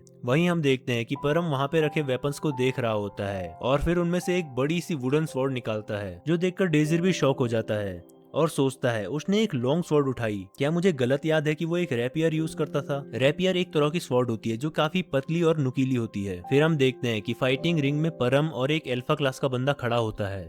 परम उसे ग्रीट करते हुए कहता है मेरा नाम है परम श्नीडर और मैं बीटा क्लास से हूँ। लेकिन वो अल्फा क्लास का लाल बाल वाला बंदा अपने ही घमंड में होता है और कहता है हाँ, मैं तुम जैसे घिनौने बीटा लूजर्स को कभी ग्रीट नहीं करने वाला। तभी रेफरी फाइट स्टार्ट करने का इशारा करता है एक रेड फ्लैग के साथ। फाइट स्टार्ट होते ही परम एक बहुत जोर का अटैक करता है लाल बाल के ऊपर, जिसे कि वो अपनी छोटी सी स्वॉर्ड से बहुत मुश्किल से ब्लॉक कर पाता है और उसकी स्वॉर्ड भी थोड़ी सी डैमेज हो जाती है। फिर वो लाल बाल परम के ऊपर अटैक करता है जिसे कि परम काफी इजीली ब्लॉक कर देता है और फिर परम एक के बाद एक लगातार अटैक करता रहता है उस लाल बाल के ऊपर, जिसे वो बहुत मुश्किल से ब्लॉक कर रहा होता है। और तभी परम एक फाइनल हैवी ब्लो मारता है जिसे कि लाल बाल डॉज कर देता है, पर वो काफी डर जाता है और वो हैवी ब्लो सीधा जमीन के ऊपर जाकर लगता है जिससे कि कई सारी टाइल्स टूट जाती हैं। ये देखकर डेजिर सोच रहा होता है, वो बस बिना सोचे स्वॉर्ड घुमा रहा है, वो रेपियर यूज क्यों नहीं कर रहा। तभी वो लाल बाल एकदम गुस्से में परम के ऊपर अटैक करने को आता है और उसकी स्पीड यहाँ पर बहुत तेज होती है। परम अपनी लॉन्ग स्वॉर्ड को सील्ड की तरह यूज कर रहा होता है, लेकिन लाल बाल के पास एक छोटी स्वॉर्ड है जिसके कारण उसकी अटैक स्पीड बहुत ज्यादा है, जबकि परम अपनी हैवी लॉन्ग स्वॉर्ड को इतना फास्ट स्विंग नहीं कर सकता। परम सोचता है डैम, उसकी स्पीड तो बहुत ज्यादा है, मुझे कोई ओपनिंग ढूंढनी होगी। तभी लाल बाल बहुत तेजी से एक अटैक करने आता है, तो परम सोचता है कि अगर मैं एक ओपनिंग नहीं ढूंढ सकता तो मुझे खुद से एक ओपनिंग बनानी होगी। तो जैसे ही लाल बाल अटैक करने वाला होता है तभी परम झुक जाता है और अटैक करने की कोशिश करता है, लेकिन लाल बाल परम की चाल को समझ जाता है और परम के हाथ पे अटैक करता है, जिसके कारण परम के हाथ से स्वॉर्ड छूट जाती है और वो नीचे गिर जाता है और अपनी हार मान लेता है। तो रोमांटिका डेजिर से कहती है तुमने तो कहा था कि वो बहुत स्ट्रॉन्ग है, क्या तुम श्योर हो कि वो एक स्वॉर्ड मास्टर है? क्योंकि वो तो अपने ही मूवमेंट्स के कारण थक रहा है और जो गलतियां वो कर रहा है वो तो कोई नया स्वॉर्डमैन भी नहीं करता। वो प्यारा तो है पर उसकी स्किल्स काफी डिसअपॉइंटिंग है। क्या तुम्हें नहीं लगता कि हमें कोई दूसरा बंदा ढूंढना चाहिए अपनी पार्टी के लिए? और डेजिर भी परम के बारे में सोच रहा होता है। तभी परम पीछे मुड़ के देखता है तो वो लाल बाल वाला बंदा बहुत गुस्से में उसकी तरफ तरफ आता है और एक जोर का मुक्का मारता है उसके मुंह पर। तभी डेजिर भी कूद के नीचे आ जाता है और कहता है, हे ये तुम क्या कर रहे हो? तो लाल बाल जवाब देता है, तुम घटिया बीटा क्लास के लोग, मुझे तुमसे नफरत है। डेजिर कहता है, यहाँ पर मुद्दा वो नहीं है। तो लाल बाल डेजिर की ओर स्वॉर्ड पॉइंट करते हुए कहता है, चुप हो जाओ, और अगर तुम भी इसकी तरह मार नहीं खाना चाहते हो तो मैं सजेस्ट करूंगा कि तुम अभी लीव कर दो। तो डेजिर कहता है, तुम ऐसे क्यों हो? और परम से पूछता है, क्या तुम ठीक हो? तो परम उस लाल बाल वाले को कहता है, मैं तुमसे काफी डिसअपॉइंटेड हूँ। तुम अल्फा क्लास के हो लेकिन तुम्हारे अंदर कोई शर्म नहीं है। क्या तुम्हारे घमंड को इतनी ठेस पहुंच चुकी है जो कि तुम मेरे जैसे एक बीटा क्लास के स्टूडेंट को मारने के लिए इतना डेस्परेट हो, वो भी मुझसे जीत जाने के बाद? ये सुनकर लाल बाल गुस्से से पागल हो जाता है और अचानक से बहुत स्पीड में परम के सर पर अटैक कर देता है, जो कि उसे बस लगने ही वाला होता है। लेकिन तभी डेजिर अपना हाथ बीच में ला जाता है और अपने नंगे हाथ से उसका अटैक ब्लॉक कर देता है और कहता है, क्या तुम सीरियसली उसे दोबारा से मारने की कोशिश कर रहे हो? लाल बाल ये देखकर एकदम ही शॉक हो जाता है कि उसने मेरा अटैक ब्लॉक कर दिया, वो मेरी अटैक स्पीड से कैसे मैच कर सकता है? तो लाल बाल कहता है, हाँ तो क्या, अगर मैंने उसे दोबारा से हिट कर भी लिया तो? डेजिर एकदम डरावना सा लुक देते हुए कहता है, मैच ऑलरेडी ओवर हो गया है, तुम जीत चुके हो, अब और क्या चाहिए तुम्हें? तो लाल बाल बहुत डर जाता है और सोचता है, इतना इंटेंस ऑरा, ऐसा लग रहा है ये मैंने पहले भी महसूस किया है। और उसे अपने बचपन की याद आ जाती है जब उसने किसी कॉमनर बच्चे को पीट दिया था और फिर उसके दादा ने उसकी क्लास ले ली थी, और उसे याद आता है कि उसके दादा का ऑरा भी बिल्कुल ऐसा ही डरावना था। तो लाल बाल डेजिर से और पंगा ना लेने की सोचता है और वहां से जाते हुए कहता है, तुम बहुत अनोइंग हो। डेजी रिप्लाई करता है, तुम लकी हो कि यहाँ पर कोई प्रोफेसर नहीं था ये सब देखने के लिए। तो लाल बाल कहता है, मुझे तुम जैसे घटिया कॉमनर से कोई लेक्चर नहीं चाहिए, इसलिए अपना मुंह बंद रखो। और लाल बाल वहाँ से चला जाता है। फिर परम और रोमांटिका डेजिर के पास आ जाते हैं और उसे पूछते हैं, तुम ठीक तो हो ना? फिर नेक्स्ट सीन हमें एक रूम का देखते हैं जहाँ पे परम डेजिर के हाथ में मरहम पट्टी कर रहा होता है और डेजिर को थोड़ा सा दर्द भी हो रहा होता है। तो रोमांटिका कहती है, बच्चे की तरह रोना बंद करो, तुम्हें उनके बीच में ऐसे इंटरफेयर नहीं करना चाहिए था। तो परम पूछता है, क्या तुम्हारी चोट ज्यादा दर्द कर रही है? तभी रोमांटिका हंसते हुए कहती है, हाँ तुम्हें कमजोर हुआ देखना बहुत फनी है, ये तुम्हारा कर्मा है उन सब टाइम का जब तुमने मुझे टीज किया था एंट्रेंस एग्जाम में। तभी परम उसके हाथ में मरहम पट्टी लगाकर कहता है, मुझे माफ करना जो मेरे कारण तुम्हें परेशानी हुई, क्योंकि तुम्हारा राइट हैंड डैमेज हो गया है, तो अब मेरे कारण तुम कुछ दिन तक अपनी डेली लाइफ एक्टिविटीज भी ठीक से नहीं कर पाओगे। तो डेजिर कहता है, तुम इसकी चिंता मत करो, ये सब इसलिए हुआ क्योंकि मैंने इंटरफेयर किया था। परम बोलता है, ऐसा नहीं है, मैं इस सिचुएशन की रिस्पॉन्सिबिलिटी लेने के लिए तैयार हूँ, जो तुम कहोगे मैं वो करूंगा। तो डेजिर कहता है, अरे कोई बात नहीं, इतना मत सोचो। तो परम आंखें नीचे करते हुए जवाब देता है, मेरे कारण तुम इस सब में फंस गए और मेरे कारण तुम अल्फा क्लास के एनिमी बन चुके हो। डेजिर कहता है, तुम उस चीज की चिंता मत करो, मुझे पहले से ही पता था कि मैं ये सब करने के बाद किस चीज में फंसने वाला हूँ। तो परम कहता है, क्या सही में? और डेजिर सोचता है वो काफी क्यूट है। तभी परम बोलता है, खैर जो भी हो, हमने अभी तक खुद को इंट्रोड्यूस भी नहीं किया, मेरा नाम है परम श्नीडर। रोमांटिका कहती है, मैं हूँ रोमांटिका एरू। और डेजिर कहता है, मेरा नाम है डेजिर अरमान और तुमसे मिलकर अच्छा लगा मिस्टर श्नीडर। तो परम बोलता है, अरे इतना फॉर्मल होने की जरूरत नहीं है, तुम मुझे बस परम बुला सकते हो। डेजिर कहता है, ओके तो हम तुम्हें सिर्फ परम ही बुलाएंगे अब से। और परम ब्लश करने लगता है, जिसे देखकर डेजिर सोचता है, वो आखिर ब्लश क्यों कर रहा है? खैर जो भी हो, वो खुश है, ये अच्छी बात है। फिर वो टाइम देखते हैं कि 11 बजने वाले होते हैं। तो डेजिर कहता है, ओ टाइम बहुत ज्यादा हो चुका है, हमें चलना चाहिए। और परम बोलता है कि चलो हम साथ में चलते हैं मिस्टर डेजिर। तो डेजिर जवाब देता है, हे परम, तुम्हें भी मुझसे इतना फॉर्मली बात करने की जरूरत नहीं है, मुझे लगता है कि हम दोनों सेम ही एज के हैं। तो परम कहता है, अरे वो बात नहीं है, मैं यूजुअली ऐसे ही बात करता हूँ, इसलिए मैं तुमसे भी ऐसे ही बात करूंगा। और परम झुककर उनसे कहता है, तुम्हारा शुक्रिया, जो कुछ भी तुमने मेरे लिए किया मैं इसको जरूर रीपे करूंगा, अगर मैं तुम्हारे लिए कुछ कर सकता हूँ तो बताओ। तो डेजिर कहता है, अगर तुम हमारे लिए सही में कुछ करना चाहते हो तो तुम मेरी पार्टी ज्वाइन कर लो, ये कोई बड़ी और अच्छी पार्टी तो नहीं है लेकिन। तभी परम बहुत ही खुशी से एक्साइटेड होकर कहता है, हाँ हाँ मैं ज्वाइन करूंगा तुम्हारी पार्टी। डेजिर कहता है, क्या तुम श्योर हो? तो परम जवाब देता है, हाँ हाँ 100% श्योर। फिर नेक्स्ट सीन हम देखते हैं, वो तीनों प्रोफेसर ब्रिगेड के ऑफिस में आ गए होते हैं और वो नॉक करते हुए अंदर आ जाते हैं। तो प्रोफेसर ब्रिगेड कहती है, मैं तुम्हारा ही इंतजार कर रही थी डेजिर। और डेजिर कहता है, काफी लंबे टाइम बाद हम मिले हैं प्रोफेसर ब्रिगेड। और हम प्रोफेसर ब्रिगेड को देखते हैं जो कि एक रेड ड्रेस में होती है और बहुत अच्छी दिख रही होती है। वो कहती है, हाँ काफी समय हो गया है, आओ बैठकर बातें करते हैं। और डेजिर और बाकी दोनों थैंक यू बोलते हुए अंदर आ जाते हैं। प्रोफेसर ब्रिगेड डेजिर से पूछती है, तुम्हारा हाथ कैसे इंजर्ड हो गया? तो डेजिर कहता है, अरे ये कुछ भी नहीं है, इसके बारे में चिंता करने की जरूरत नहीं, आपका बहुत बहुत शुक्रिया शुक्रिया जो आपने इतने बिजी शेड्यूल में भी हमसे मिलने का टाइम निकाला। तो ब्रिगेड कहती है, अरे नहीं नहीं, ऐसी कोई बात नहीं है, तुम इसके बारे में चिंता मत करो। डेजिर, मैं तुम्हारी एंट्रेंस एग्जाम की परफॉर्मेंस से बहुत इम्प्रेस्ड हूँ। मैंने तुम्हें आज तक इतना अच्छा परफॉर्म करते हुए नहीं देखा था। तो डेजिर शर्माते हुए कहता है, हाँ, क्या सही में मैंने इतना अच्छा परफॉर्म किया? प्रोफेसर ब्रिगेड चाय देते हुए कहती है, तुमने जिस तरह से मैजिक इम्प्लीमेंट किया वो एक्सेप्शनल था। तो डेजिर शर्माते हुए बोलता है, अरे अब मैं इतना भी कुछ खास नहीं। प्रोफेसर ब्रिगेड कहती है, एजेट सबसे ज्यादा पावरफुल थी और सबको लगा था कि वही जीतेगी, लेकिन फिर भी तुम जीत गए और अब तुम ज्यादा ही हम्बल बन रहे हो। जब मैंने पहले तुम्हें मैजिक सिखाना स्टार्ट किया था तब तुम बहुत कंप्लेन करते थे कि तुम्हारे लिए मैजिक सीखना इम्पॉसिबल है, पर अब देखो खुद को, तुम इतने एक्सेप्शनल थे कि तुमने मेरी एक्सपेक्टेशन को भी धोखा दे दिया। और वो डेजिर की इतनी तारीफ कर रही होती है कि डेजिर एम्बेरेस हो जाता है और उसके पसीने छूटने लगते हैं। प्रोफेसर ब्रिगेड हंसते हुए कहती है, अरे मैं तो बस तुम्हें चिढ़ा रही हूँ, जल्दी करो और ये चाय पियो वरना ये ठंडी हो जाएगी। तो डेजिर कहता है, यस मैम, और रोमांटिका उसकी सिचुएशन पे हंस रही होती है। फिर प्रोफेसर ब्रिगेड कहती है, खैर जो भी हो, मुझे खुशी है कि तुम अच्छा कर रहे हो। तो ये बताओ कि तुम्हारा इस पार्टी को बनाने के पीछे क्या पर्पस है? तो डेजिर बताता है कि मैं अपनी पार्टी मेंबर्स के साथ प्रमोशनल एग्जाम दूंगा और उन्हें अल्फा क्लास में लेके जाऊंगा। तो प्रोफेसर चाय की चुस्की मारते हुए कहती है, ये तो बहुत ही ज्यादा डिफिकल्ट टास्क होगा, क्या ये बात तुम्हें पता है? तो डेजिर कहता है, ऑफ कोर्स मुझे पता है। तभी परम बोलता है, माफ करना, पर जब तुमने अभी अभी कहा कि हमें अल्फा क्लास में एडवांस करोगे तो इससे तुम्हारा क्या मतलब है? तो प्रोफेसर ब्रिगेड बताती है, हमारी एकेडमी में यहाँ पर एक रैंकिंग सिस्टम चलता है। ये एक प्रमोशनल टेस्ट है जो कि स्टूडेंट्स की रैंकिंग बताता है एकेडमी में। इस टेस्ट में एक टूर्नामेंट होता है और उस टूर्नामेंट से टॉप 30 स्टूडेंट्स को सिलेक्ट किया जाता है और एक बार टॉप 30 में सेलेक्ट हो जाए तो फिर स्टूडेंट्स को एक और टेस्ट में रखा जाता है जहाँ उन्हें एक टियर 5 शेडो वर्ल्ड में भेज दिया जाएगा और सबको एक एक टास्क दिया जाएगा और जो 9 स्टूडेंट शेडो वर्ल्ड को सबसे पहले क्लियर करेंगे उन्हें एक स्पेशल टाइटल दिया जाएगा जो कि है सिंगल रैंकर्स का। और अगर इस टेस्ट को तुम पास कर लेते हो तो तुम्हें ऑप्शन मिलेगा बीटा क्लास से अल्फा क्लास में एडवांस होने का। पर जिस एडवांसमेंट की डेजिर बात कर रहा है वो कोई नॉर्मल एडवांसमेंट नहीं है, क्योंकि डेजिर सिर्फ अल्फा क्लास में नहीं जाना चाहता बल्कि वो टॉप 9 में आकर सिंगल रैंकर टाइटल भी लेना चाहता है। क्या मैंने सही कहा? तो डेजिर कहता है, हाँ बिल्कुल सही कहा। ये सुनकर रोमांटिका बिल्कुल शॉक हो जाती है और चिल्लाकर कहती है, क्या ये तुम क्या बोल रहे हो? कहीं तुम पागल वागल तो नहीं हो गए? क्योंकि वैसे ही सिलेक्टेड 30s में आना बहुत ही ज्यादा मुश्किल होता है और अगर हम टॉप 30 स्टूडेंट्स में सेलेक्ट हो भी गए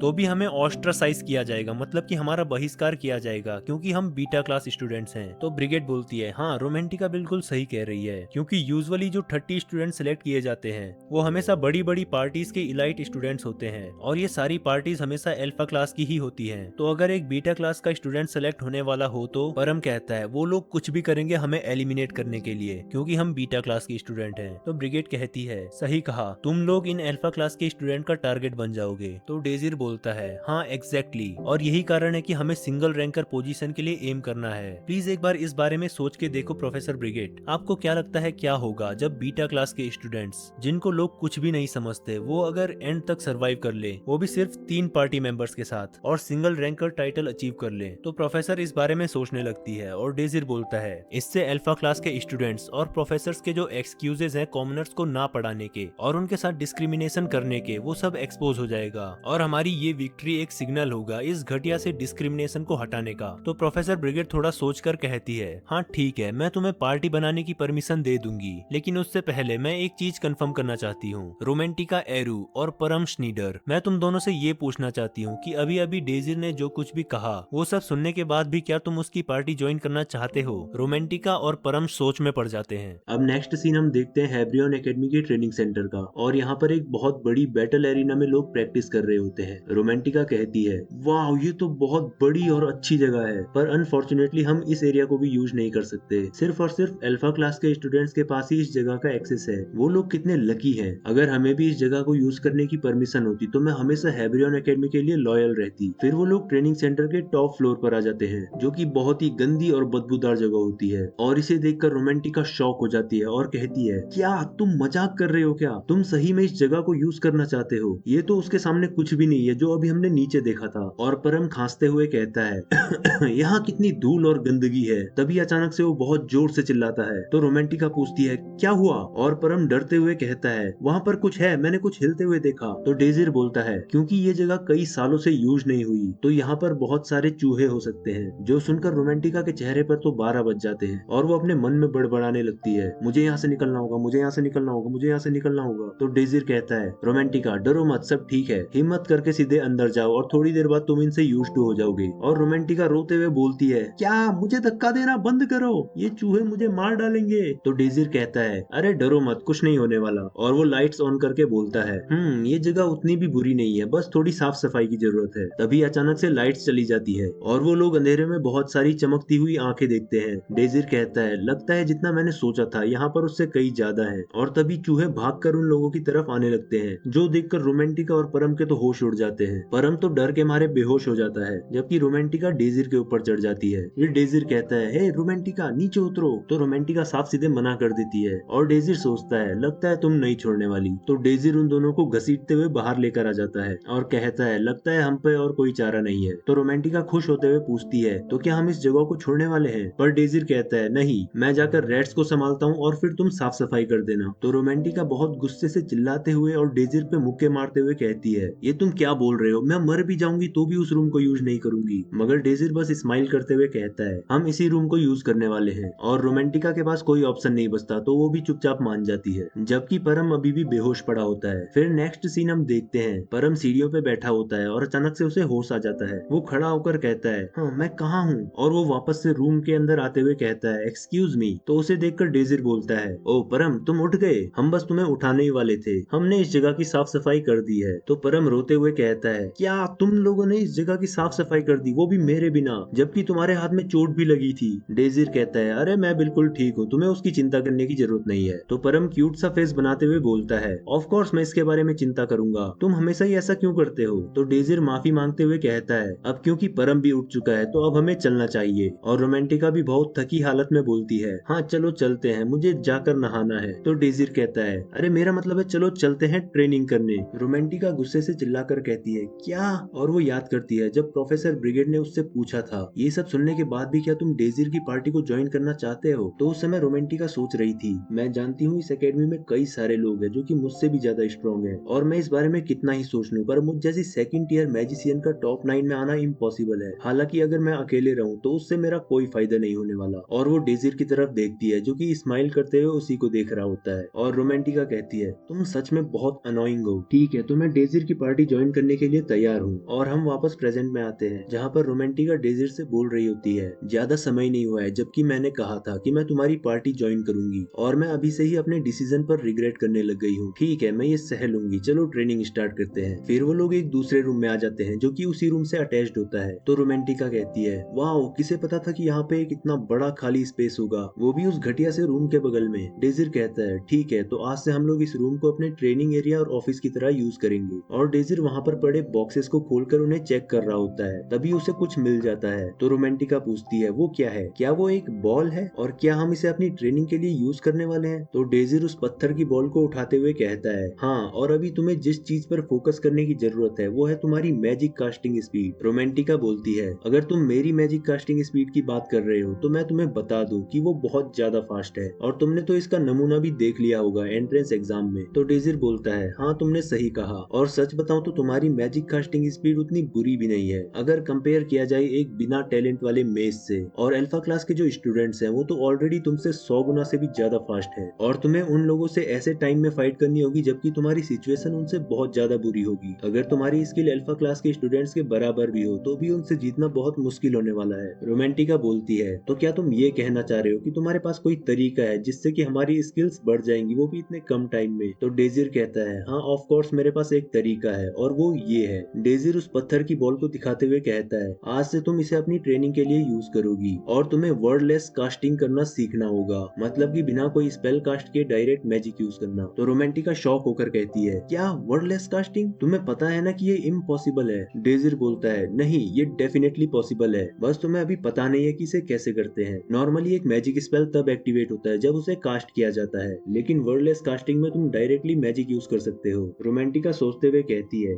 ये कॉन्सेप्ट बस थ्योरी में ही पॉसिबल है। तो डेजिर बताता है, नहीं मैंने पहले भी किसी को ऐसे वर्डलेस कास्टिंग करते हुए देखा है। और डेजिर अपने मन में बोलता है, वो एक लौता पर्सन जो इसको अचीव कर पाया था वो कोई और नहीं बल्कि तुम ही थी। और वो रोमांटिका से कहता है, अगर तुम सही में इसे नहीं करना चाहती तो मुझे उम्मीद है कि तुम वो पत्थर जैसा ब्रेड खाकर खुश रहने वाली हो। जो सुनकर रोमांटिका थका हारा मुंह बनाकर कहती है, ठीक है, तो मुझे क्या करना होगा? तो डेजिर चौक से 2 सर्कल बनाता है और रोमांटिका कहती है, ये क्या है? तो डेजिर बताता है, तुम्हें इस बॉल को एक सर्कल सर्कल से दूसरे सर्कल तक ले जाना है। और ये सुनकर रोमांटिका बॉल को फेंकने ही वाली होती है, तभी डेजिर उसे रोकते हुए कहता है, नहीं, तुम इसे फेंक नहीं सकती, तुम एक मैजिशियन हो, इसलिए फिजिकल स्ट्रेंथ का यूज करना मना है। अब से तुम अपने आसपास की एयर करंट को मैनिपुलेट करके उस बॉल को मूव करोगी। तो रोमांटिका कहती है, ठीक है, मैं ट्राई करूंगी। डेजिर सोच रहा होता है, एयर करंट को कंट्रोल करना सुनने में तो आसान लगता है, लेकिन करना बहुत मुश्किल है। तुम्हें इसे ऐसे सोचना होगा जैसे कि एक इंसान अगर बर्ड विंग्स को यूज कर रहा हो। किसी नॉर्मल इंसान को ये इमेजिन करना और फील करना मुश्किल होगा, लेकिन मुझे पता है कि तुम ये कर सकती हो। और अगर तुम ये सीख जाओ तो फिर तुम किसी भी टीयर 1 मैजिक पर वर्डलेस कास्टिंग कर पाओगी। वहीं रोमांटिका उस बॉल को घूरती रहती है, तो डेजिर उससे कहता है, रोमांटिका, तुम्हें पता है ना कि उस बॉल को सिर्फ देखते रहने से वो मूव नहीं करने वाली। तो वो चिल्लाकर कहती है, हाँ मुझे पता है। तो डेजिर बोलता है, याद करो जब तुम क्लीनिंग कर रही थी तब तुमने मैजिक का यूज किया था। तो रोमांटिका याद करते हुए कहती है, जब मैं क्लीनिंग कर रही थी तब मैंने एक बॉक्स को मूव करने के लिए विंड स्टॉर्म का यूज किया था, क्योंकि वो बॉक्स बहुत ज्यादा भारी था। डेजिर कहता है, ठीक है, तो उस फीलिंग को याद करने की कोशिश करो जो कि तुम्हें उस टाइम आई थी। तुमने मैजिक यूज किया था उस बॉक्स को हटाने के लिए। मुझे पक्का भरोसा है कि तुम्हें कुछ ऐसा फील हुआ होगा कि तुम किसी चीज को रास्ते से हटाना चाहती हो, वो भी विंड मैजिक का यूज करके। तो रोमांटिका डरते हुए कहती है, मुझे माफ करना पर मुझे कुछ याद नहीं है। और वो सोचती है, मुझे उस इंसिडेंट से बस इतना याद आ रहा है कि तुम मुझ पर चिल्ला रहे थे क्योंकि मैं सब कुछ बिगाड़ रही थी। और वो डेजिर से कहती है, ठीक है, मैं कोशिश करती हूँ उस इंसिडेंट को याद करने की। फिर रोमांटिका उस पत्थर के आगे बैठकर सोच रही होती है कि मुझे इसे विंड मैजिक का यूज करके मूव करना है। और वो इमेजिन करती है कि वो विंड को मैनिपुलेट कर रही है। तभी उस बॉल के आसपास की विंड में थोड़ी हलचल होने लगती है और वो बॉल थोड़ी सी हिल जाती है। तो रोमांटिका बहुत खुश होते हुए डेजिर से कहती है, देखो देखो, मैंने बॉल को हिला दिया। और डेजिर कहता है, ओह नॉट बैड, चलो अब इसकी प्रैक्टिस करते रहो जो तुमने अभी अभी किया। और ये सुनकर रोमांटिका बहुत ज्यादा खुश हो जाती है, बिल्कुल एक बच्ची की तरह, और सोच रही होती है, हे उसने मुझे कॉम्प्लीमेंट किया, ये। फिर डेजिर परम की ओर देखता है और उसे बुलाता है। तो परम कहता है, यस मिस्टर डेजिर, क्या अब मेरी बारी है? मुझे क्या करना चाहिए? क्या मुझे अपनी स्वॉर्ड्समैनशिप की प्रैक्टिस करनी होगी?" तो डेजिर कहता है,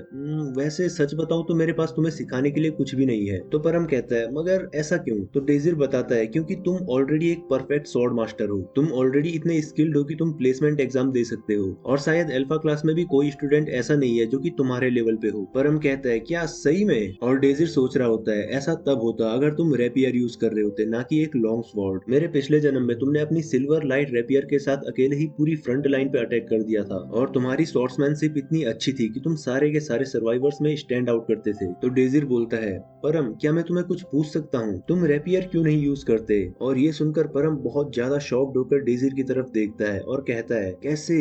तुम्हें कैसे पता कि मैं पहले रेपियर यूज करता था? क्या मुझे सही में बताना होगा कि अब मैं रेपियर यूज क्यों नहीं करता? तो डेजिर कहता है, ये हमारी पार्टी के स्ट्रेंथ और वीकनेस का मुद्दा है, तो हाँ, मुझे ये जानना जरूरी है। परम कहता है, ठीक है, अगर ऐसी बात है तो क्या थोड़ी देर के लिए तुम मेरे साथ चलोगे? फिर वो दोनों बाहर आ जाते हैं और परम पूछता है, मिस्टर डेजिर, क्या रोमांटिका को अकेले छोड़ देना सही होगा? तो डेजिर कहता है, हाँ, उसने कहा तो था कि मेरी फिक्र मत करो और तुम जाओ। परम कहता है, ठीक है, और वो अपनी स्टोरी सुनाना स्टार्ट करता है। वो कहता है, मिस्टर डेजिर, मैंने कभी अपने फादर को नहीं देखा है। मेरी मदर एक कॉमनर थी और मेरे फादर एक नोबल फैमिली से थे, जिसका मतलब है कि मैं एक अवैध बच्चा हूँ। और अभी मैं जो तुम्हें दिखाने वाला हूँ वो एक आइटम है जो कि मेरे फादर मेरे लिए छोड़ गए थे। और डेजिर एक सोफे पे बैठकर परम के बारे में सोच रहा होता है। तभी परम आता है और बोलता है, उम्मीद है मैंने तुम्हें ज्यादा वेट नहीं करवाया। और डेजिर परम के हाथ में वो रेपियर देख के कहता है, क्या यही है? तो परम बोलता है, हाँ, ये वही रेपियर है जो कि मेरे फादर मेरे लिए छोड़ गए थे। तो डेजिर पूछता है, क्या मैं थोड़ी देर के लिए इसे देख सकता हूँ? तो परम कहता है, हाँ हाँ बिल्कुल, ये लो। और डेजिर जैसे ही उसे उठाता है तो वो शॉक हो जाता है और सोचता है, एक रेपियर के हिसाब से ये बहुत ज्यादा ही हल्का है, क्या तुम इससे ठीक से अटैक कर भी पाते हो?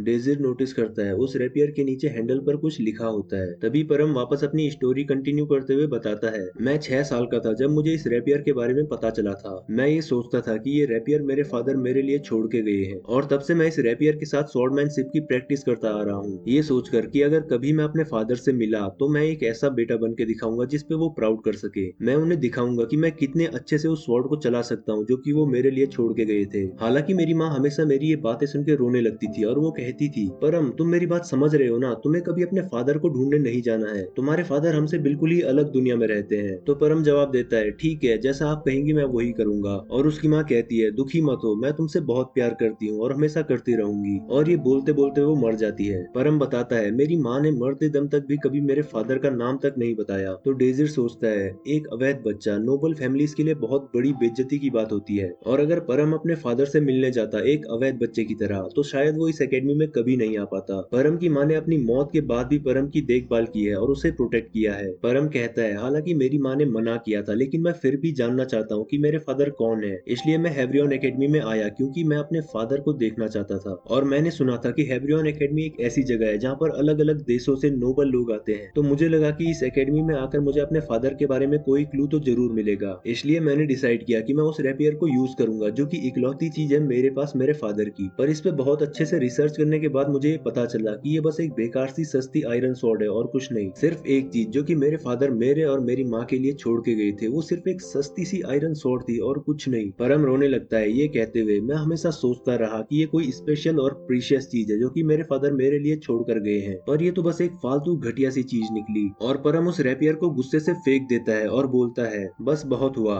मैंने बहुत सह लिया इस फालतू सी स्वॉर्ड पर बिलीव करना जो कि मेरे फादर छोड़ कर गए थे। और परम अपनी माँ को याद करते हुए रोने लगता है। फिर नेक्स्ट सीन में डेजिर बाहर आ जाता है और एक जगह पर बैठकर सोच रहा होता है। मुझे बिल्कुल भी अंदाजा नहीं था कि परम इस तरह की सिचुएशन में होगा। क्या मैं परम की हेल्प करने के लिए कुछ नहीं कर सकता? मेरी याददाश्त गलत नहीं है, परम डेफिनेटली एक रेपियर यूज करता था और मैं श्योर हूँ कि मेरी पिछली लाइफ में जो परम था उसने भी सेम यही जिंदगी जी होगी। तो फिर उस परम ने एक और बार रेपियर को यूज करने की कैसे सोची होगी? डेजिर इसी बारे में सोच रहा होता है, तभी उसे ध्यान आता है, एक सेकंड, वो सिल्वर लाइट रेपियर, जो रेपियर आज उसने मुझे दिखाया था, मुझे याद है कि मैंने उसे पास्ट लाइफ में भी देखा था। फिर नेक्स्ट सीन सुबह का होता है जहाँ पर डेजिर परम को ढूंढते हुए आता है अपने ट्रेनिंग एरिया में। परम परम कहाँ हो तुम? और जैसे ही वो दरवाजा खोल के अंदर आता है तो वो देखता है कि परम वहाँ पर अपनी लॉन्ग स्वॉर्ड के साथ ट्रेनिंग कर रहा होता है और वो बोलता है, हाँ मैं यही हूँ, क्या हुआ? तो डेजिर पूछता है, परम क्या मैं उस रेपियर को एक और बारी देख सकता हूँ? तो परम कहता है, मगर क्यों? मैं उस रेपियर के बारे में और बात नहीं करना चाहता। डेजिर बोलता है, देखो मैं जानता हूँ कि तुम्हारे लिए मुश्किल होगा, पर मैं पहले भी उसे एक बार देख चुका हूँ, तो क्या तुम प्लीज मुझे बस एक और बार दिखा सकते हो? तो परम कहता है, प्लीज मुझे माफ करना पर मैं ऐसा नहीं कर सकता। डेजिर बोलता है, मुझे बस एक और बार देखना है, प्लीज मुझे बस एक और बार देखने दो। तो परम जवाब देता है, प्लीज मिस्टर डेजिर, मैं ये फिर से नहीं कहूंगा, पर ये इम्पॉसिबल है मेरे लिए तुम्हें वो रेपियर दोबारा से दिखाना, क्योंकि वो रेपियर मैंने उसे बेच दिया है। डेजिर उससे पूछता है कि उसने रेपियर को कहां पर बेचा। तो परम डेजिर को लेके हेब्रियन एकेडमी के मार्केट डिस्ट्रिक्ट में आ जाता है। वहां मार्केट में घूमते हुए डेजिर सोच रहा होता है, बहुत टाइम हो गया जब से मैं यहाँ पर आया हूँ। अपनी पिछली लाइफ में मैं यहाँ अक्सर आया करता था आइटम्स और बाकी चीजें खरीदने के लिए। और परम डेजिर को लेके कुछ गलियों में चला जाता है, जो देखकर डेजिर सोचता है, ये कौन सी जगह है? इस एरिया में तो मैं भी पहली बार आया हूँ। और वो दोनों चलते चलते एक शॉप में आ जाते हैं जिसका नाम होता है वुजुकेन्स एंटीक शॉप। और वहाँ पर साफ साफ लिखा होता है कि यहाँ पर किसी भी तरह का कोई भी रिफंड नहीं होगा। जो देखकर डेजिर सोचता है, ये जगह तो पैसों की बहुत लालची लगती है। तभी परम बोलता है, मिस्टर डेजिर, मुझे पता है कि मैं ये पहले भी बोल चुका हूँ, पर मैं फिर से बोलूंगा कि मैं उस रेपियर को दोबारा कभी यूज नहीं करने वाला, कभी भी नहीं। और वो दोनों शॉप के अंदर आ जाते हैं। हॉल में आने के बाद वो देखते हैं कि वहाँ पर एक बहुत बड़ा और भारी आयरन डोर लगा होता है, जो देखकर डेजिर सोचता है, यहाँ की सिक्योरिटी तो बहुत हाई है। और वो दोनों दरवाजे पर नॉक करते हैं, तभी अंदर से एक बड़ा सा बारबेरियन दरवाजा खोलते हुए उनका वेलकम करता है। और यहाँ पर परम डरते हुए डेजिर के पीछे पीछे चल रहा होता है। अंदर आने के बाद एक बूढ़ा सा आदमी कहता है, तुम लोग चोर जैसे तो नहीं दिखते हो, तुम्हारा स्वागत है, मुझे माफ करना अगर तुम्हें कोई परेशानी हुई हो तो। यहाँ पर सिक्योरिटी इतनी हाई इसलिए है क्योंकि रिसेंटली यहाँ पर काफी चोर आने लगे हैं। बाय द वे मेरा नाम है वुजुकेन। तभी वो परम को देखकर कहता है, हे तुम तो रिसेंटली यहाँ पर आए थे ना? तो परम कहता है, हाँ मैं आया था। वुजुकेन बोलता है, तो अब क्या काम आ पड़ा है तुम्हें फिर से? क्या तुम फिर से मुझे कोई आइटम बेचने आए हो? तो डेजिर बोलता है, नहीं, बल्कि इसका उल्टा है, हम यहाँ पर वो आइटम देखने आए हैं जो कि मेरे दोस्त ने तुम्हें बेचा है। वो बुढ़ा गुस्से से उन्हें देखते हुए कहता है, यहाँ पर कोई रिफंड नहीं होता है, मैंने क्लियरली बाहर बोर्ड पर ये लिखा हुआ है। तो डेजिर कहता है, ऑफ कोर्स मैं यहाँ किसी रिफंड के लिए नहीं आया हूँ, बल्कि मैं उस आइटम को वापस खरीदने आया हूँ। तो उस बूढ़े का एकदम से मूड बदल जाता है और वो हंसते हुए कहता है, हाँ अच्छा ये बात है, ये तो तुम्हें पहले ही बता देना चाहिए था। ये रही तुम्हारी पुरानी रस्टी आयरन ब्लेड, पर ये ब्लेड कोई नॉर्मल स्वॉर्ड नहीं है। क्या तुम्हें ये बात पता है? ये एक रेपियर है, पर ये एक नॉर्मल रेपियर से थोड़ी लंबी और काफी हल्की है। मैंने ऐसी स्वॉर्ड पहले कभी नहीं देखी, पर ये एक ऑर्नामेंटल स्वॉर्ड है जो कि नोबल्स अपनी फियांसे को गिफ्ट में देते हैं। तुमने कहा तुम इस आइटम को वापस खरीदना चाहते हो। डेजिर कहता है, हाँ। तो वुजुकेन बताता है, इसका प्राइस होगा 40 सिल्वर कॉइन्स। जो सुनकर परम बहुत ज्यादा शॉक हो जाता है और बोलता है, एक सेकेंड, तुमने मुझे नहीं बताया था कि ये एक ऑर्नामेंटल स्वॉर्ड है, और तुमने तो इसका प्राइस सिर्फ 90 ब्रॉन्ज कॉइन बताया था जब तुमने मुझसे ये खरीदी थी। तो वो बूढ़ा अपनी चालाकी दिखाते हुए कहता है, तुमने मुझसे सिर्फ इस ब्लेड का प्राइस पूछा था, तो मैंने तुम्हें ब्लेड का प्राइस बताया और सिर्फ ब्लेड को देख के तो यही लगता है कि ये बस एक सस्ती सी आयरन स्वॉर्ड है। परम चिल्लाते हुए कहता है, तुम घटिया स्कैमर कहीं के, तुमने मुझे धोखा दिया है। तभी डेजिर उसे चुप कराते हुए कहता है, रुक जाओ परम। तो परम बोलता है, पर मिस्टर डेजिर उसने मुझे धोखा दिया है। तभी वो बूढ़ा बोलता है, इसे 40 सिल्वर पे बेचना भी काफी सस्ता है। अगर मुझे पता होता कि इसे कैसे खोलना है तो मैं तुमसे कम से कम 80 सिल्वर लेता। तो बताओ क्या तुम इसे वापस खरीदना चाहते हो? तो डेजिर 40 सिल्वर कॉइन देते हुए कहता है, हाँ मैं इसे खरीदूंगा। वुजुकेन ग्रीडी होते हुए बोलता है, अगर मुझे पहले पता होता कि तुम इतनी आसानी से 40 सिल्वर के लिए मान जाओगे तो शायद मुझे इसका प्राइस और ज्यादा बताना चाहिए था। डेजिर कामली रिप्लाई करता है, अगर तुम इससे ज्यादा प्राइस बोलते तो एक मर्चेंट के तौर पर तुम खुद की नजरों में गिर जाते। और वुजुकेन भी इस बात को हंसते हुए टाल देता है। डेजिर परम को वो स्वॉर्ड देता है तो परम कहता है, मैं इस स्वॉर्ड को एक्सेप्ट तो कर लूंगा पर मैं इसे यूज कभी नहीं करूंगा। तो डेजिर कहता है, मुझ पे भरोसा करो और इसे पकड़ो। और परम उस रेपियर को हाथ में पकड़ता है। फिर डेजिर कहता है, क्या तुम्हें उसके हैंडल के ऊपर एक छोटा सा निशान दिखाई दे रहा है? वहां पर अपना नाखून डालो और उसे नीचे दबाओ। तो परम उसके हैंडल को चेक करने लगता है और उसे एक निशान दिखाई देता है। तो वो पूछता है, क्या यही है? और परम उसे प्रेस कर देता है। तभी उसके अंदर से एक बहुत मस्त ग्लो करती हुई स्वॉर्ड निकलती है, जिसे देखकर परम भी शॉक हो जाता है और कहता है, ये क्या है? ये तो बहुत हल्की है। तो डेजिर कहता है, ऑफ कोर्स, क्योंकि वो रेपियर ब्लैंक सम से बना है। जो सुनकर वुजुकेन बिल्कुल पागल हो जाता है और चिल्लाकर कहता है, क्या कहा तुमने? ब्लैंक सम? क्या तुम श्योर हो कि ये ब्लैंक सम से बनी है? और वो बताता है कि ब्लैंक सम एक ऐसा मटेरियल है जो कि स्टील से भी ज्यादा स्ट्रॉन्ग होता है और इस मटेरियल से बने इक्विपमेंट्स कभी ना टूटते हैं और ना खराब होते हैं। इस मटेरियल से बने इक्विपमेंट्स एक ऐसी चीज है जो कि हर स्वॉर्ड्समैन चाहता है और इस मटेरियल का वेट इतना हल्का होता है कि पता ही नहीं चलता। डेजिर सोचता है, शायद इसीलिए परम को लगा होगा कि इसके अंदर कुछ नहीं है क्योंकि ये इतना हल्का था। ये वही रेपियर है जो कि परम यूज करता था पिछली लाइफ में। तो डेजिर परम से बोलता है, चलो अब हमें चलना चाहिए। और जैसे ही वो दोनों बाहर जाने लगते हैं तो बारबेरियन उनके रास्ते में खड़ा हो जाता है और डेजिर कहता है, अच्छा तो अब तुम ये चाल चलने वाले हो वुजुकेन? तो वुजुकेन कहता है, वो रेपियर चुपचाप मुझे दे दो।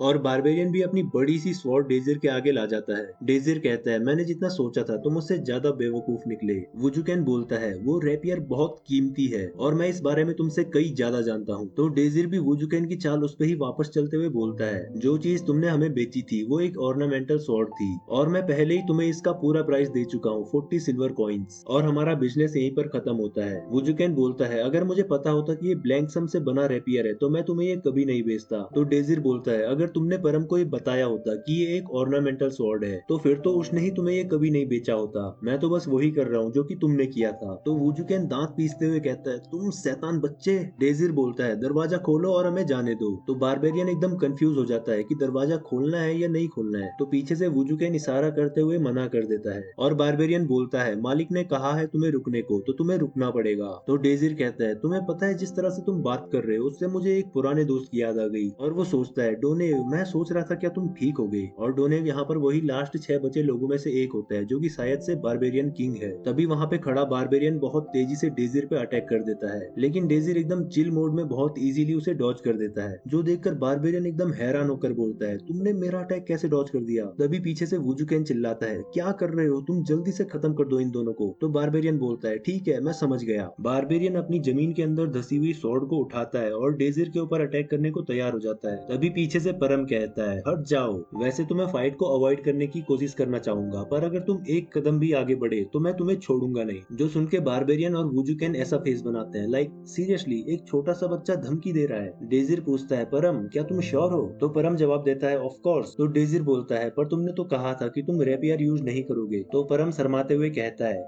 वो मैं। तभी डेजिर बोलता है, ठीक है तो अब मैं तुम्हारे भरोसे हूँ मेरे पार्टी मेंबर, मेरा ध्यान रखना। और परम कहता है, हाँ ठीक है। फिर बारबेरियन बहुत स्पीड में आने लगता है उनकी तरफ अटैक करने के लिए। तो परम बोलता है, मिस्टर डेजिर प्लीज थोड़ा दूर रहिए, इसे मैं देखता हूँ। तभी बारबेरियन का एक अटैक परम के सर के बहुत पास आ जाता है, लेकिन परम अपनी स्वॉर्ड से उसे ब्लॉक करते हुए एक बैक फ्लिप मारकर पीछे आ जाता है। और डेजिर ये देखकर सोच रहा होता है, उसकी मूवमेंट्स बिल्कुल बदल चुकी हैं उस टाइम से जब वो एक लॉन्ग स्वॉर्ड यूज कर रहा था। अब उसकी फॉर्म बिल्कुल परफेक्ट है, शायद अब मुझे उसकी चिंता करने की जरूरत नहीं है। बारबेरियन जो कि प्योर स्ट्रेंथ के साथ फाइट करते हैं, वो नेचुरली एनिमी होते हैं उन वॉरियर्स के जो कि स्वॉर्ड के साथ फाइट करते हैं। और क्योंकि परम को अभी रियल फाइट्स का कोई भी एक्सपीरियंस नहीं है तो मैं सोच रहा हूँ क्या वो सही रहेगा? अगर वो किसी डेंजर में पड़ता है तो मैं फाइट में उतर जाऊंगा। तभी वो परम के फेस को देखता है जो कि बहुत ज्यादा ही सीरियस होता है और काफी डरावना लग रहा होता है। तो डेजिर सोचता है, लगता है मुझे लड़ाई में कूदने की जरूरत नहीं पड़ेगी। हालांकि ये बस एक झलक थी, लेकिन मुझे लगा कि मैंने उस परम को देखा जिसे मैंने पिछली लाइफ में देखा था। वहीं बारबेरियन परम से लड़ते हुए बहुत खुश होता है और वो बहुत अजीब तरीके से बोलता है, हा हा हा, तुम तुम काफी स्ट्रांग हो, ये बॉडी, मैं लड़ूंगा,